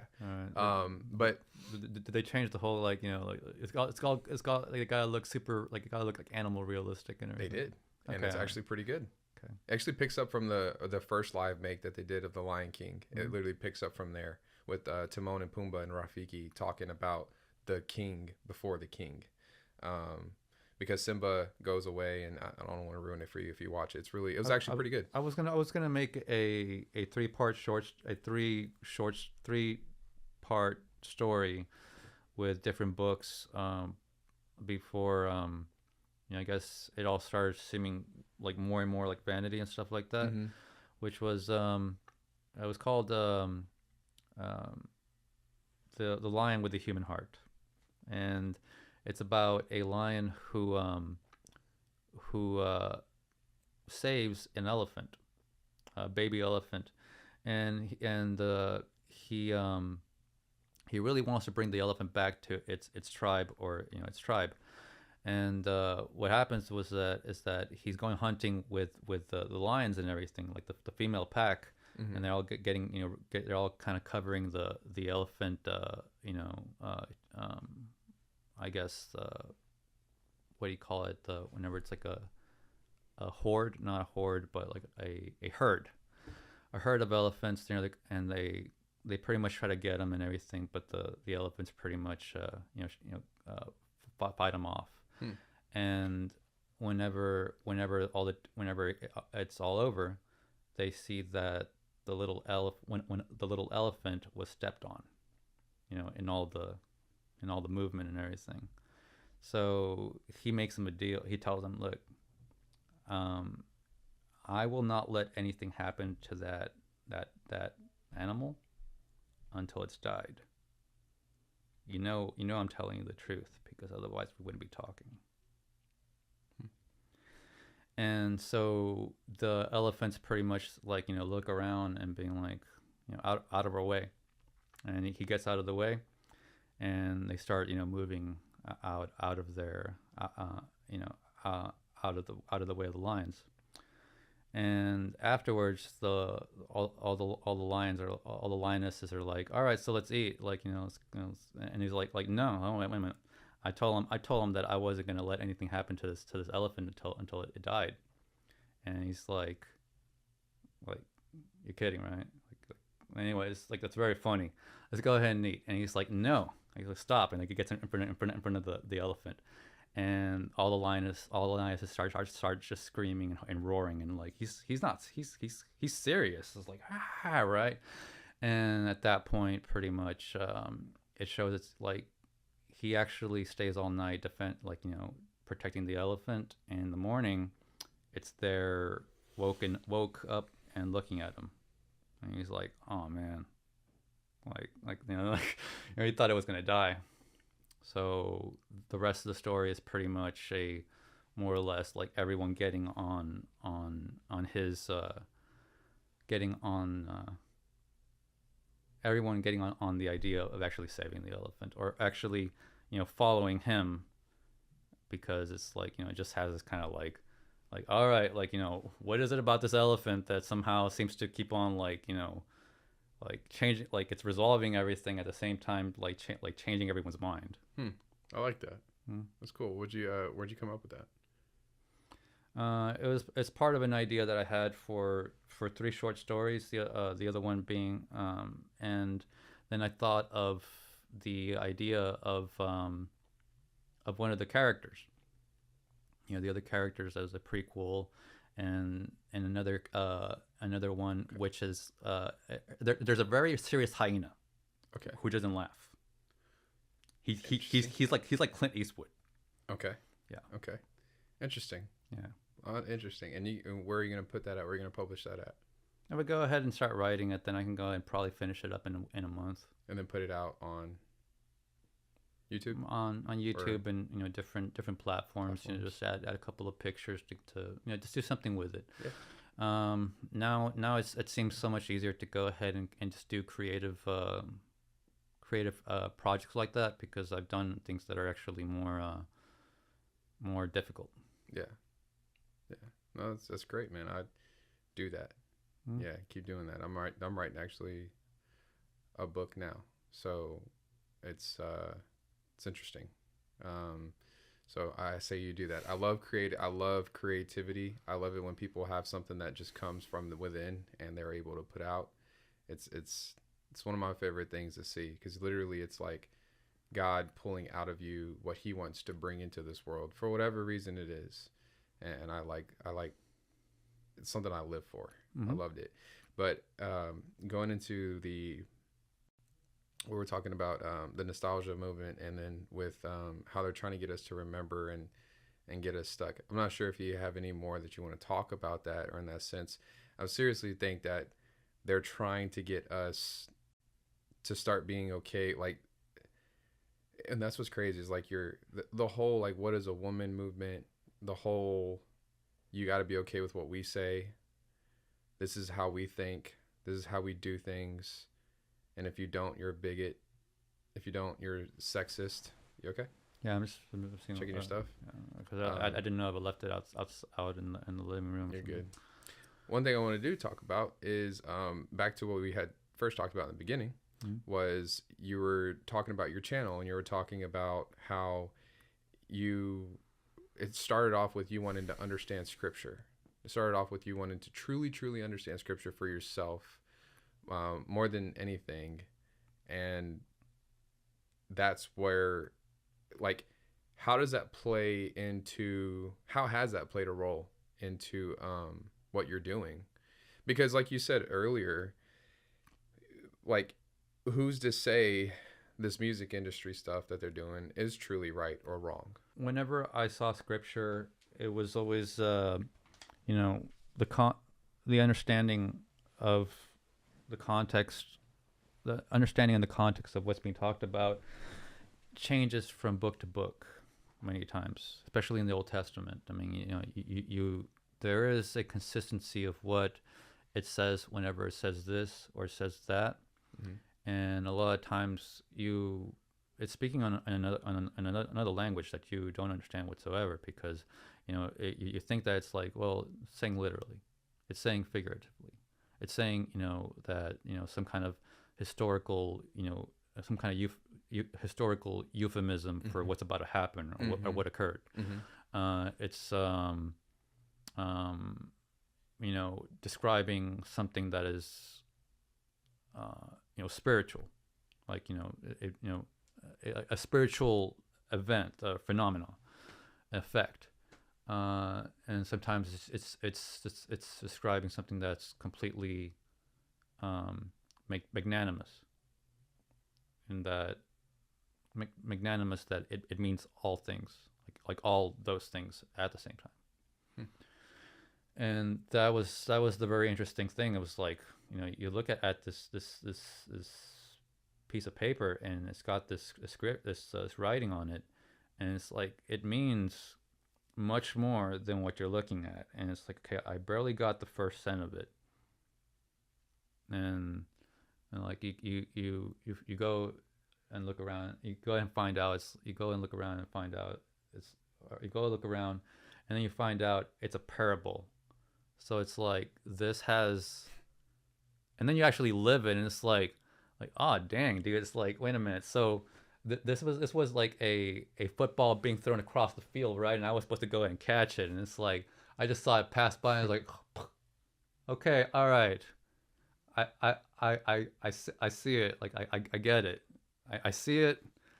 Now let me go ahead and see what this thing is saying. Mm-hmm. And of course, I mean, that's part of Jesus's um his love. He lets you see the mistake, and then gives you time to go ahead and being like, you know you got plenty of time to figure this thing, to know when you want to come back to life, to me, or to my father, really your father, um, or to anyone that isn't gonna kill you, to life, because you don't necessarily got to come, live with me and stand right next to me, right? But certainly, wherever you are, like, definitely, I got someone over there. He knows me. He's part of my kingdom, etc. He may not live right here in the vicinity, Mm-hmm. but he lives, whether it's it's Thailand or Italy. Mm-hmm. Yeah. Yeah. I like what you said about how the Bible can be metaphoric in some parts, and changes from one book to another. Some of it can be literal. Like, okay, that's you take that for face value, and that's exactly what it says. Nothing outside of it. There's no deeper mystery than that. And then there's some where it's like, no, that's a deep mystery into that. Like, a deep mystery into that. There's so much into it, from scripture to scripture, because there's some where, and it could be from chapter to chapter or verse to verse. Like, okay, that's actually literal. Okay, that's not. That's actually, and you don't know that unless you start diving deep. But the revelations that come to you on how you know whether it is this or that is through the spirit to spirit of what you're reading. You can, like, feel it. It's like, as you're reading it, you can feel that he's like, you feel it in your, for me personally, I feel it in my brain. I can feel it in my mind. I can, like, as if I'm there, and Yeah. I'm feeling it here, right, in my spirit too. As I'm reading, I'm there, and I'm like, oh man, oh wait, hold on. So that's what it's saying, but that's not what it says here. Like, it is saying what it says, but I see something totally different that you're revealing to me, that's even further than the text that's there on the page. And explaining that to somebody is who is a non-believer, but even a new believer, like you said on the football field, I love that metaphor that you just used. If you don't know how to play football, you've never stepped on the field. You first off, you need to know this is actually a football field. Okay, this is a football, not a soccer ball, not a basketball. This is a football. Soccer balls are meant for here. This is a football. And then go for a pass. Like what would you told a kid? Hey man, go out for a pass. What do you mean go out for a pass? Like, what do you want me to pass up? What do you want me to pass? Like, no, okay, so here's what you need to do. I got the ball, right? You're going to start, you could be right here, start over there. I want you just to run out and just run straight out. Just run down the field, run straight that way, and I'm going to throw you the ball, and you're going to try to catch it. And it's going through that. But literally, like, because we think us as believers, and that's a part of evangelizing, to truly be an evangelist, to know that, and I believe we're all evangelists. We're all disciples. Yeah. So we all need to take this understanding of remembering. I think we can get us as like Christians. You okay? Yeah, I'm just Stretching out? do my stretch. Yeah. Okay. Things. I think us as evangelists or us as disciples, we can sometimes get so, some of us can get so carried away with being so far into their walk that they forget what it was like to walk in the beginning and crawl in the beginning and be on the bottle and be on the milk of what it took to get to the point that you're at. And that's why Jesus is always teaching us to be humble, to be a servant, to wash feet, to be always at a humble state, that it's always him doing it and never us. Stay attached to the vine, stay attached to him, because he does everything, not us. And so just as simple as it is, because you think we're in America, everybody should know football. Everyone should know how to play football. If I tell you to go for a pass, you should know what to do. If I tell you this, you should know how to do it. If I play basketball, you should know what a 2-pointer is and what a 3-pointer is and what if I call a layup. Like we already, like us Americans think that people already know when it comes to these things. Something as simple as that. And then you get to the complexity, but really the Bible is simple if it's explained right, but it can get really complex. If gotta know what third quarter, first quarter, all that you got to explain everything. What a first down is. Like you got somebody who watches. For me as a kid, dude, when I was a kid, that yellow line, the first down line on TV. When I went there, I truly I was like, "Where's the lines at? Right? Where's these things at?" And I'm all like, "Oh." I didn't ask anybody, but I'm like, "Oh, that's only on TV." Like. But you don't know that. You don't know that unless someone teaches you. And then you're just kind of like going, well, I don't want to look stupid and ask because I don't want to seem stupid. But that's where us evangelists, us disciples, us believers who are truly reading our word, truly walking, are able to be help someone understand, as simple as telling them like, okay, we're going into this like you don't even know nothing. And that's fine because none of us did. And to say that we fully know the Bible, fully know these scriptures, is sometimes it's a little arrogant, but it's good to have that confidence because you should know what these are and you should be able to explain. I've always said that you know how you're if you know something because you're able to teach someone how to do it. If you can teach someone how to do something, you probably know your stuff pretty well and get them to start doing it. So I think I love how you use that metaphor, and I loved how you used and that like when you read the word that it has a lot of ins and outs to it on how you read it. And then it's just getting them to understand from the basics of what these things are and what these scriptures mean and how to use them and why you read the Bible. I think it's why a lot of people stay away from it. That's why a lot of people don't believe that whenever we say, watch out for that secular music, they think you're not trying to have fun. They think that you're boring. They think that we're crazy. They think that we're trying to tell people how to live, that following God is just a lot of rules, a lot of control. You don't get to live free. They use a lot of the imagery in movies and TV as well. That it's like, more or less the media expenditure of promotion of Christianity on mainstream basis, right? Has always given the appearance that it's the dull watching paint dry experience of just it's like not even vanilla, Mm-mm. not even mayonnaise. No. It's like pretty much you get to have some water and a piece of bread, and it's like, you know, go pray to your God that is just an imaginary thing, and you know you're trying to be a good person, and at the same time it's like, you know, if that isn't the reason why, it's because you have a hard time being a good person. And the Yeah. thing is that, you know, it's like they, and the whole sense of it, the whole idea of it is that, you know, they have a hard time being a good person. I don't have a hard time being a good person at all. They do. And that's basically how, you know, Christianity is shown to the to the most of the people now, Yeah. and has been for some time. That it's just like, well, you know, they're there because they have a hard time being good. And I was like, I don't got any problem with being good. I mean, I can go ahead and go to the bar, and you know, go to a couple of clubs and do, you know, do some Molly once in a while, and you know, go to California and pretty much, I don't know, like, you know, and it just goes like that. And it's like I mean, you kind of went wrong when you went that you know, Molly with a thing that you can do once in a while. Yeah. And it's like, you know, and They don't see anything wrong with it though, because they think they're a good person. oh yeah, They don't. they got, he caught Molly and it got future Molly and Percocet playing on the radio, you know, Yeah. on their cars. Like, anyway, Yeah. Environment. yeah, It's environment. they look at their kids, and it's like they have Rick and Morty shirts on. And they say Jesus Christ on that show, like a lot, if I'm not mistaken. I used to watch Rick and Morty up until the 4th or 3rd season. Huh? It got hard to watch.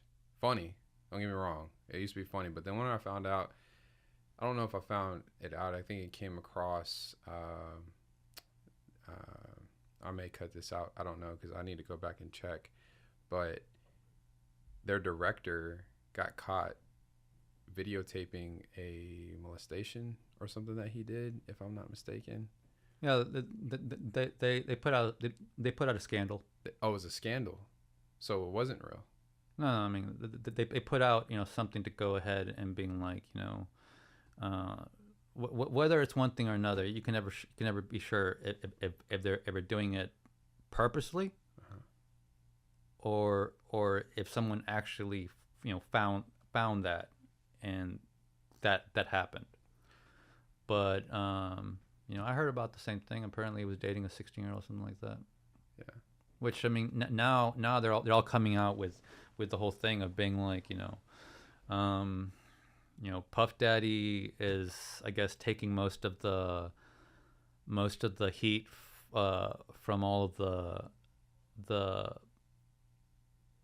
the politicians and all the you know, authoritative corporate conglomerate representatives and authorities. Yeah. You know, I guess you know, moguls Yeah.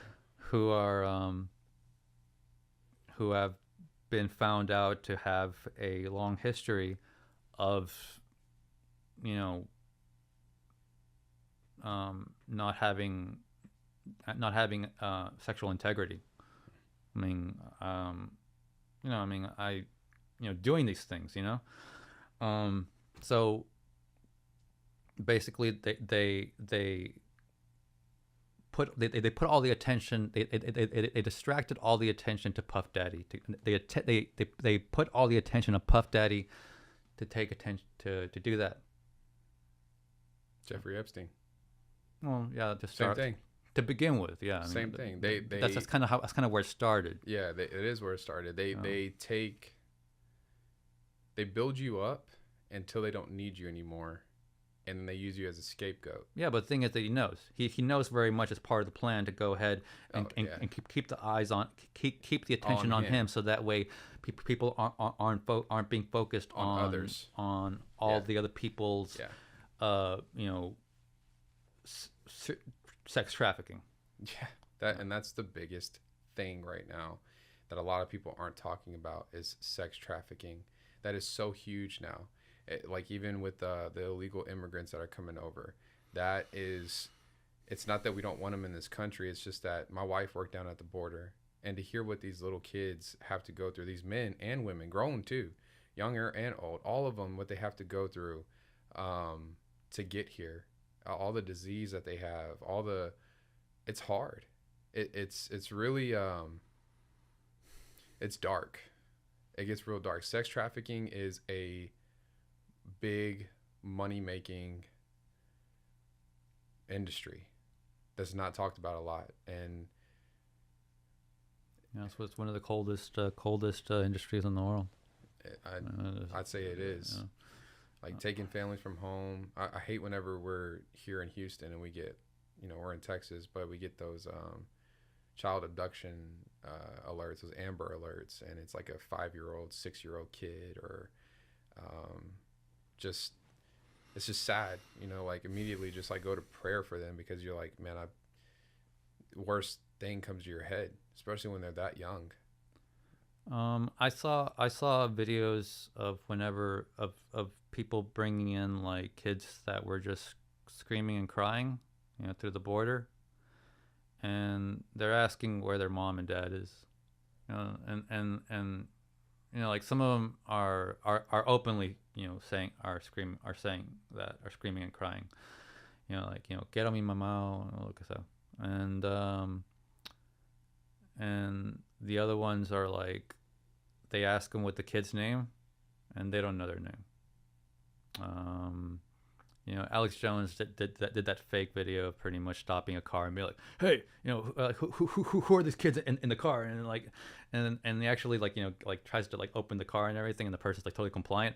And the thing is that that doesn't happen in real life. You don't have someone pretty much just get in front of your car and be like, hey, who's the kids in your car? And they actually get out and stuff like that. But I mean, that was happening during the time because Alex Jones is always trying to just get on everything to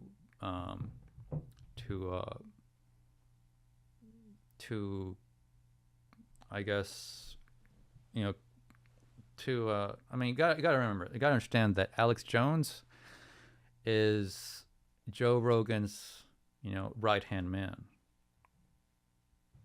Never had it. I did not know that. I've only seen clips of Alex Jones on the Joe Rogan podcast. Yeah.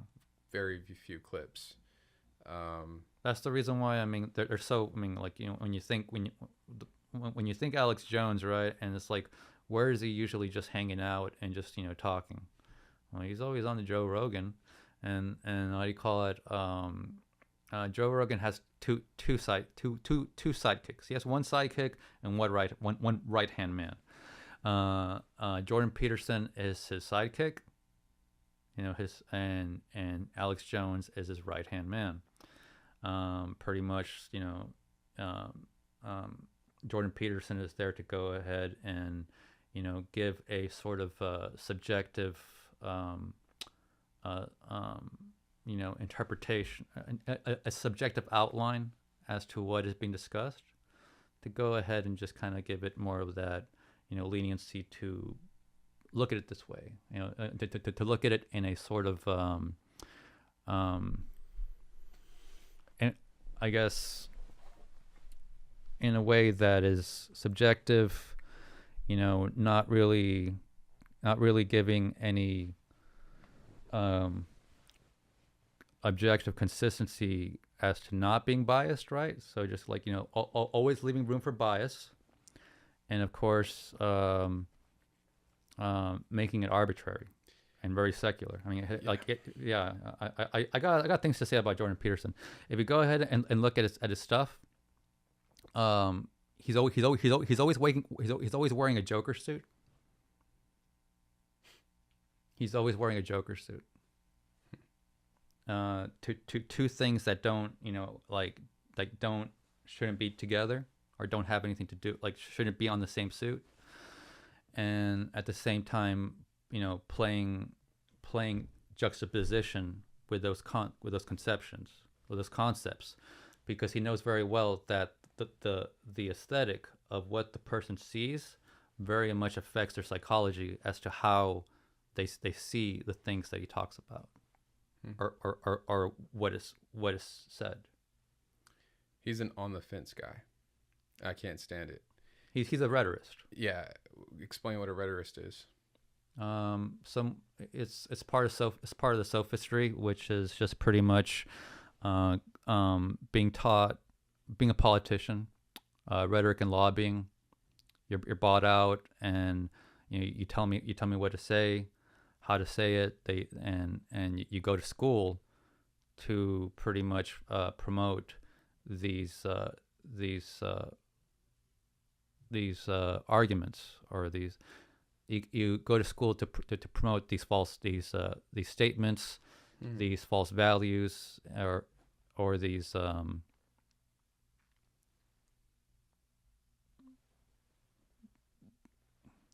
yeah, you go to school to pretty much promote false values, arguments, and agendas.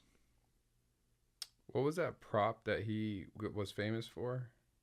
Was it a proposition for what made him famous in Canada that they were trying to put on in his college to make him basically, you have to use my pronouns, and he was like, I'm not using your pronouns. Like, you can't tell me how to use my speech, and that's what made him famous. He was against that. Yes. Oh yeah. In the beginning, I don't know how he is now. I haven't paid attention to Jordan Peterson in a long time because I started noticing that one thing that bothered me about Jordan Peterson is, as I went to his show, I actually got the VIP pass. I got to see him afterwards. I got a handshake with him and everything. Yeah, right. This was like 2 years ago. Okay. And loved him. I thought he was great when he first came out. I don't know how he is now. I haven't watched him in a long time. I watched his first podcast with Joe Rogan. That's when he loves Joe Rogan. He tailcoats him a lot because who doesn't tailcoat Joe Rogan? He's the godfather of podcasting. To me, he is.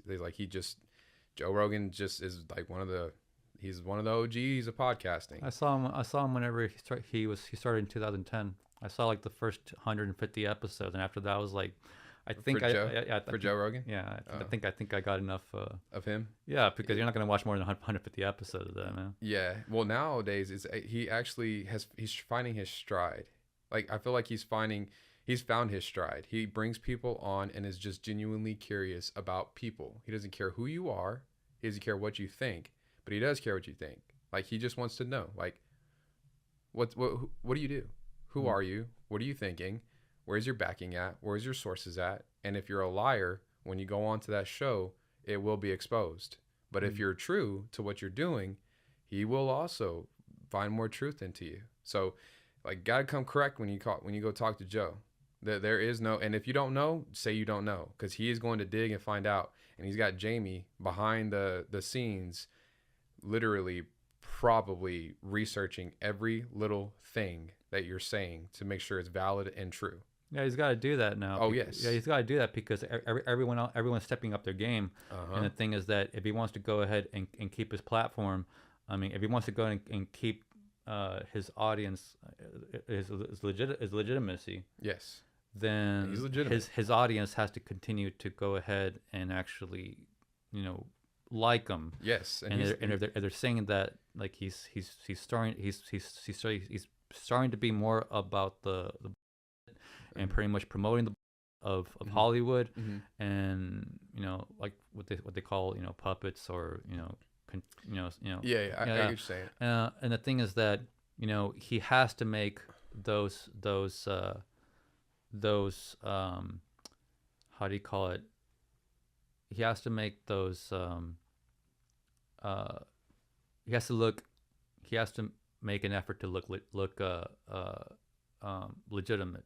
Yeah. Even though even though he's not. I could see that. I got to look more into him because I haven't watched him in a long time, so I can't really like definitively sit here and say that's what he's doing.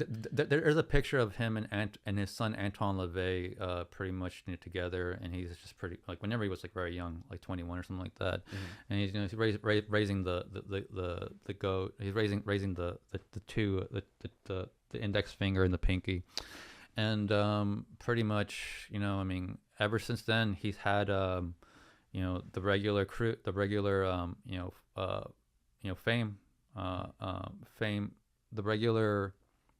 all out fame, he's had the regular package But that goes with that. I think Because like I mean, I could understand that. it was like he has the picture of him very young, raising the index finger and the the pinky with Antoine LaVey's son.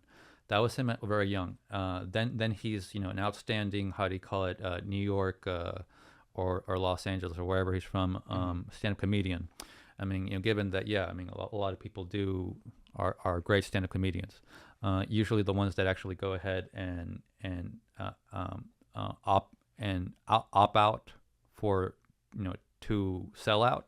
The people who sell out are the ones who get the actual deal. So from there, he went on news radio, the sitcom, which is a great sitcom. It's very funny. It's actually very it's very family oriented actually. And Andy Dick also started his career, his television career on there, and from there, he started going on. He did Fear Factor, how do you call it, the World Ultimate Fighting Championship, and then UFC. And also being the most how do you call it, famous voice in America as far as an independent platform. He is, and I get it. I think something's been telling me for a long time that he'll come to Christ, and it'll all turn around. We're gonna have to whenever how do you call it, God comes. Yeah. Well, yes, every knee will bow, but and confess that Jesus before is Lord. that, I'm talking about the beginning of Revelation. I mean, for all we know, him or someone else, right, might really get hit, and being like, yo, dude, and it becomes that moment where it's like, it ain't the people watching thinking that you have come to Christ. It ain't someone else. How do you call it? Gonna know about it. You're in a very serious situation that no one's gonna ever know about.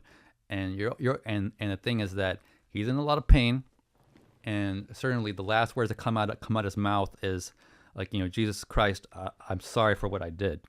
So, from what I had seen on one clip, is that Joe Rogan grew up as a Catholic, from a Catholic family, and one day he said that his aunt switched over to Judaism, and he was like, "Wait, we can do that? I didn't even know that was even possible." And he said from then he kind of like was just questioning a lot of things. He just thought that that's what they always did. The reason why this show is set up the way that it's been set up, to where I'm on this side and I have my guest on this side. I only had one show recently where I had a guest on this side and I was on that side. But the reason why I'm on this side is because the Holy Spirit has told me I will be on that show one day, and that him and I are going to have a conversation, and a good one, and that more than likely he'll come to Christ at that moment, because I'm going to ask him if I can, on his show with his permission, do an altar call, because I always do. I do an altar call at the very end for anyone who's listened to accept Jesus Christ as their Lord and Savior. And he's put it in my heart, because what the enemy meant for evil, God will turn for good. And God makes you right every single wrong that you've ever done. And he's going to right the wrongs. Jesus does. In the end, he'll right the wrongs. He'll come back and right these wrongs. But even in the now, and he's put it on my heart, because I pay homage to him each time that I'm here. Not as an idolization thing, not as like a worshiping thing, but it's just like as a, he's a godfather of podcasting, bro. Like, he literally took podcasting and like blew it up of what it is. You grew up with him. Yeah. And so I have him on that side, or I'm on this side. So I'm like, it's literally what I've been doing this whole time. The Holy Spirit's been doing is having me practice for him and having these conversations and talk about these things. Like, this is the first time I've ever talked about anything when it comes to the music industry, anything about what we're speaking on today. And I love it, because it needs to be shined light upon. Like, it truly does. But when I go and talk to him, it's not about, I could care less about like the Crusades, the this, the that, and the back then. All that is like, I get it. Christianity has been what it is. We're talking about here and now. We're talking about how does this even work in our lives today? And however the Spirit leads, I don't know how it's going to lead, but he's already told me, like when I first started that, no, I want you on this side because this is what ultimately is going to come to. And here's what's going to happen when he does come to Christ and confesses that Jesus is Lord, is his viewers, everyone who he's talked about, who he's planted seeds of DMT in, who he's planted seeds of all those like things he talks about, aliens, the other world, all these things, where we're from, all this stuff, right? And he's just curious, he's just interested, right? Like all of us, like we can go down that rabbit hole, right? Of like talking about, well, what about this and what about that and this drug that. There's got to be more to this and more to that. When he finally comes to Christ, what it's going to do is going to put a lot of those viewers in a seat, and they're going to be like, it's going to turn a lot away from him, and it's actually going to help out a lot of people come to him.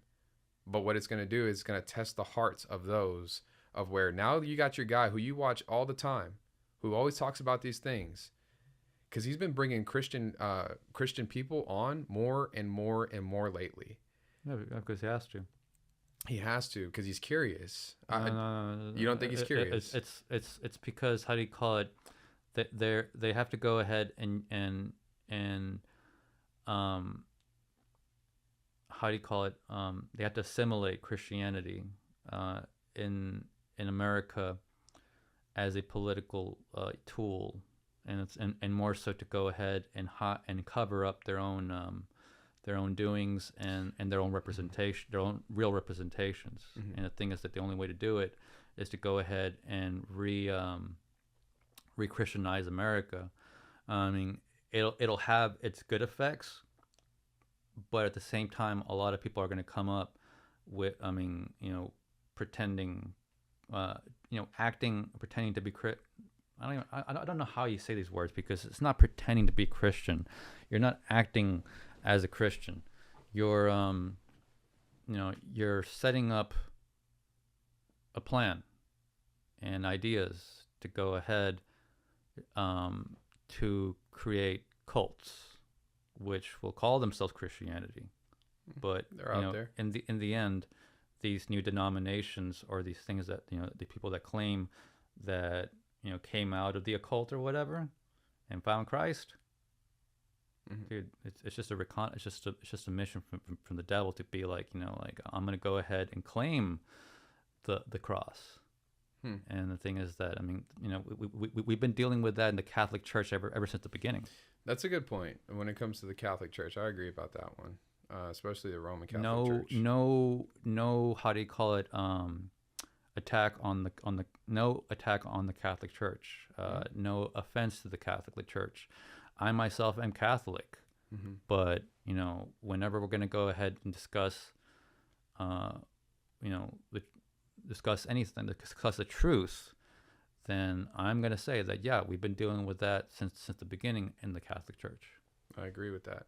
Yeah. I just feel like, in my good heart of it, I'm just like, man, I would just love for him to come to Christ. I feel like that's what he's searching for. Like, he's searching for truth. That's all. I think that's all any human being is searching for, is truth. They're trying to search for that void to fill. What's the meaning of life? What's the purpose? What are we here for? Why are we here? Where does it come from? Where do we come from? Where do we go? There's just some questions that, like, we don't know, other than faith and belief. Like, and I think that's where the track that he's on. He's always trying to figure out the truth. Like, why do you believe that? Where's your source? Oh, I could see that. Or nah, that's ridiculous. And I think we're all searching for that. And I hope that when he does come to Christ, that is what it is. I don't want to put anybody in a box and say that they have an agenda, because I feel like I'm not saying he does. I'm just saying that getting out of that is not easy. Oh, no. I agree, because if you could look in the past, Tupac, when he tried to go against it and against the grain and try to get out of it, he faked his death. They killed him. No. I get it. I call it and the thing is that, like, my writing, right, the one that specifically anime the final product of counterculture commercialism on before reaching redefinition of intelligent design. That one specifically states how all of these things that we see out of Hollywood are exactly what they said. Ain't no business like show business because it's all show. And the thing is that what's it called? It's Hollywood, so it's exactly what they said. None of it's real. None of it. None So of where it. do they go? Everything from the marriages, everything from the names, everything from the background stories. Where they came from, so on and so forth. The kinds of, how do you call it? Experiences. The kind of things that they say that, oh, we did this or we did that, dude. It's all just tabloid talk. And the tabloid, how do you call it? The tabloid system, it's just the third party propagation. It's a promotion system to. It's just the promotion of them, and keeping you focused, keeping you in the consistency of their narrative, because so and the way they do that is because you're going to the checkout line, and it's like, you gotta know what Brad Pitt's doing. It's like, dude, like, I haven't known anything about Angelina Jolie's or Brad Pitt's relationship, right, in about over 6 years, and still, like, I gotta know something about this, dude. And the thing is that it's complete nonsense. It's not even happening. And it's like dude, and it's like those member berries, dude. I mean, They're trying to get you stuck. yeah, but the thing is that, member berries and that and Brad Pitt stating, because Brad Pitt isn't doing it. It's just part of the third party promotional tabloid industry that is, just the second it's the second or third layer of Hollywood. It's just there, like, so I gotta keep thinking about Brad Pitt, and it's like, and that relationship, for whatever reason, that was important. That ended like 6 years ago, and it's like, I mean, Ellen DeGeneres or whatever. It's like, I mean, yeah, and that's just how it is. I mean, like, you're there. It's like, I gotta be thinking about Led Zeppelin, dude. Like, I hear him on the radio. I know who Led Zeppelin is. Why do I keep on seeing a magazine with their faces on it, like, every year? Like, Rolling Stones, Led Zeppelin edition. The Rolling Stones, Led Zeppelin edition. Rolling Stones, Led Zeppelin edition. Rolling Stones, Pink Floyd edition. Rolling Stones, Pink Floyd edition. The same exact, like, picture and everything. So, yeah. Stay on the Pink Floyd. Don't get off the Pink Floyd, man. It's like, why not? Because then you're gonna sober up and, like, being like, dude, what the hell? Yeah.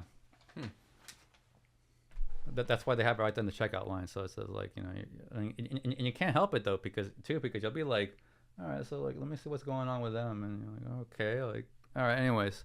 But now it's like, fresh in your mind. Like, now it's part of your mind.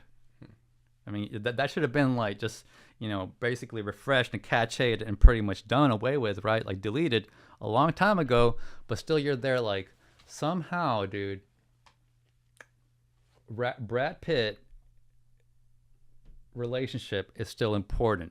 And it's like, suddenly then, right? It's like, I mean, why don't they just say it, dude? It's like, Brad Pitt has had a threesome with both Angelina Jolie and Jessica, what's her name, Aniston, together, because that's what they do very often and very frequently in Hollywood.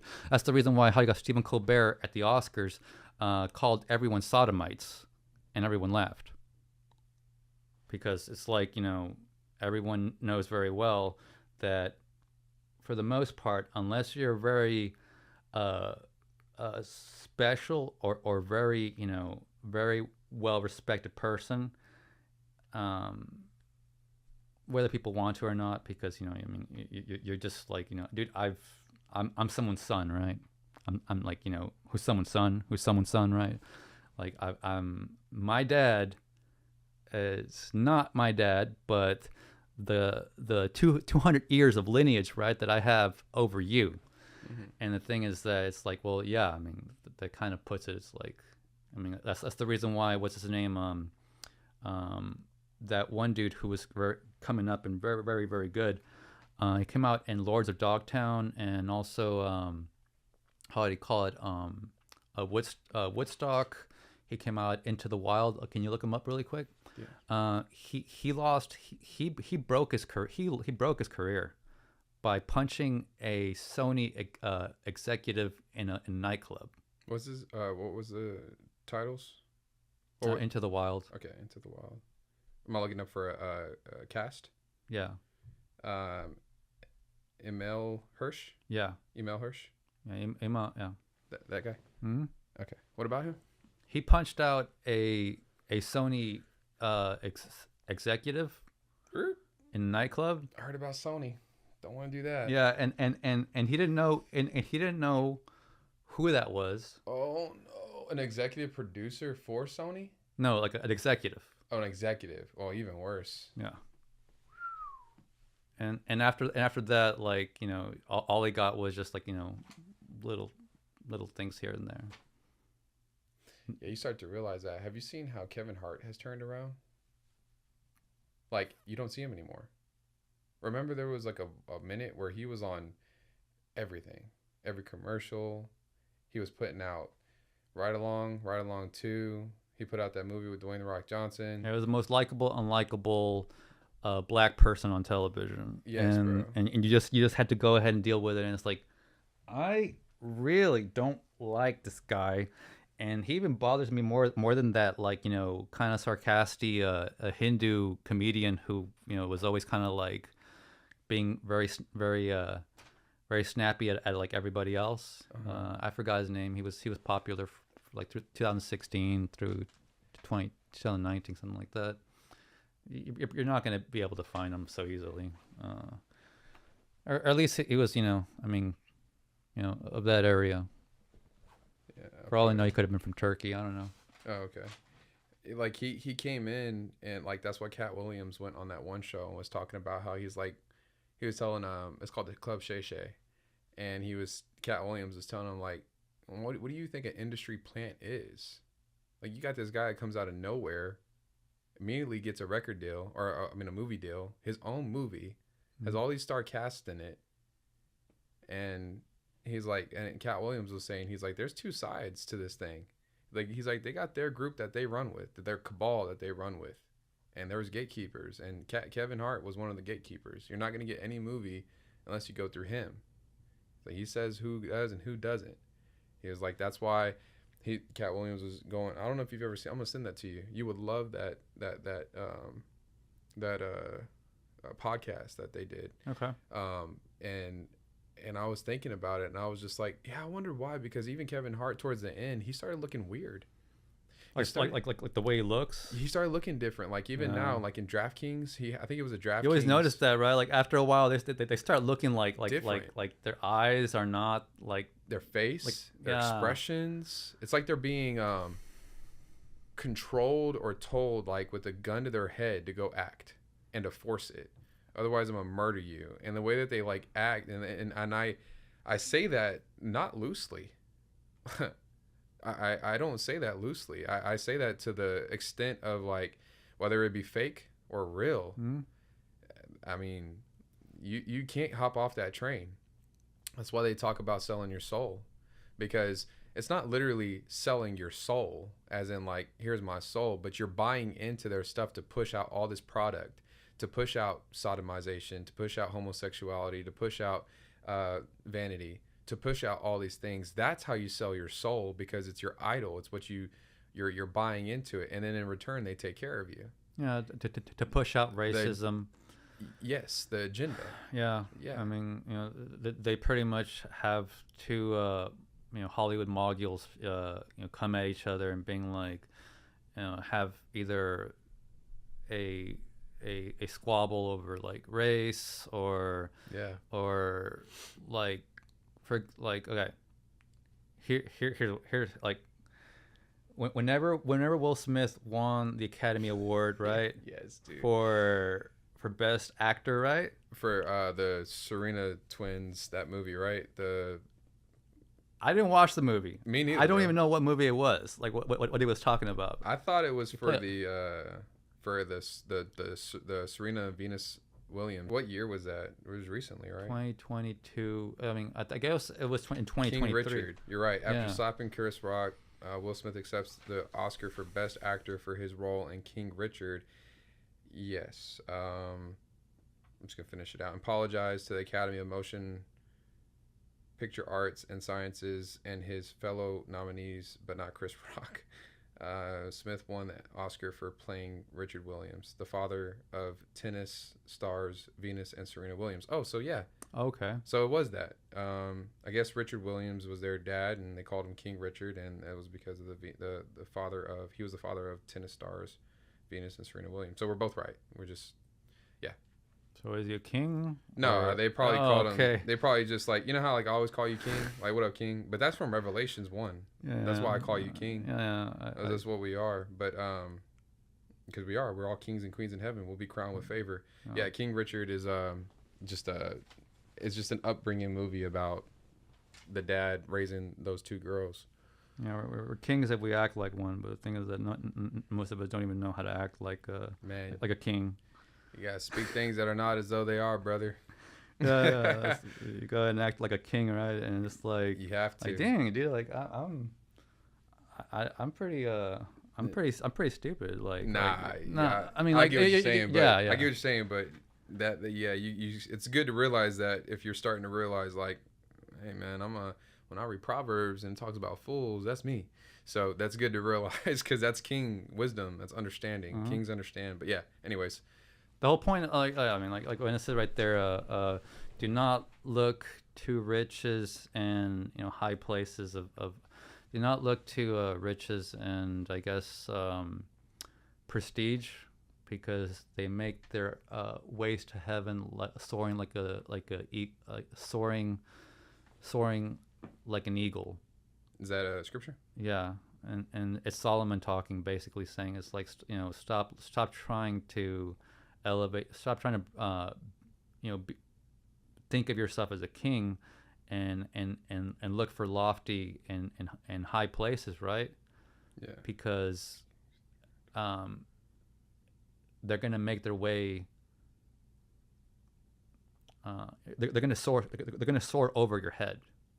Okay. I mean, they're gonna go over your head. Like you think you know what you're talking about, but once you're actually there, you know that like this was way beyond what you understood. Let's see. Would it be 2 Chronicles 1:11?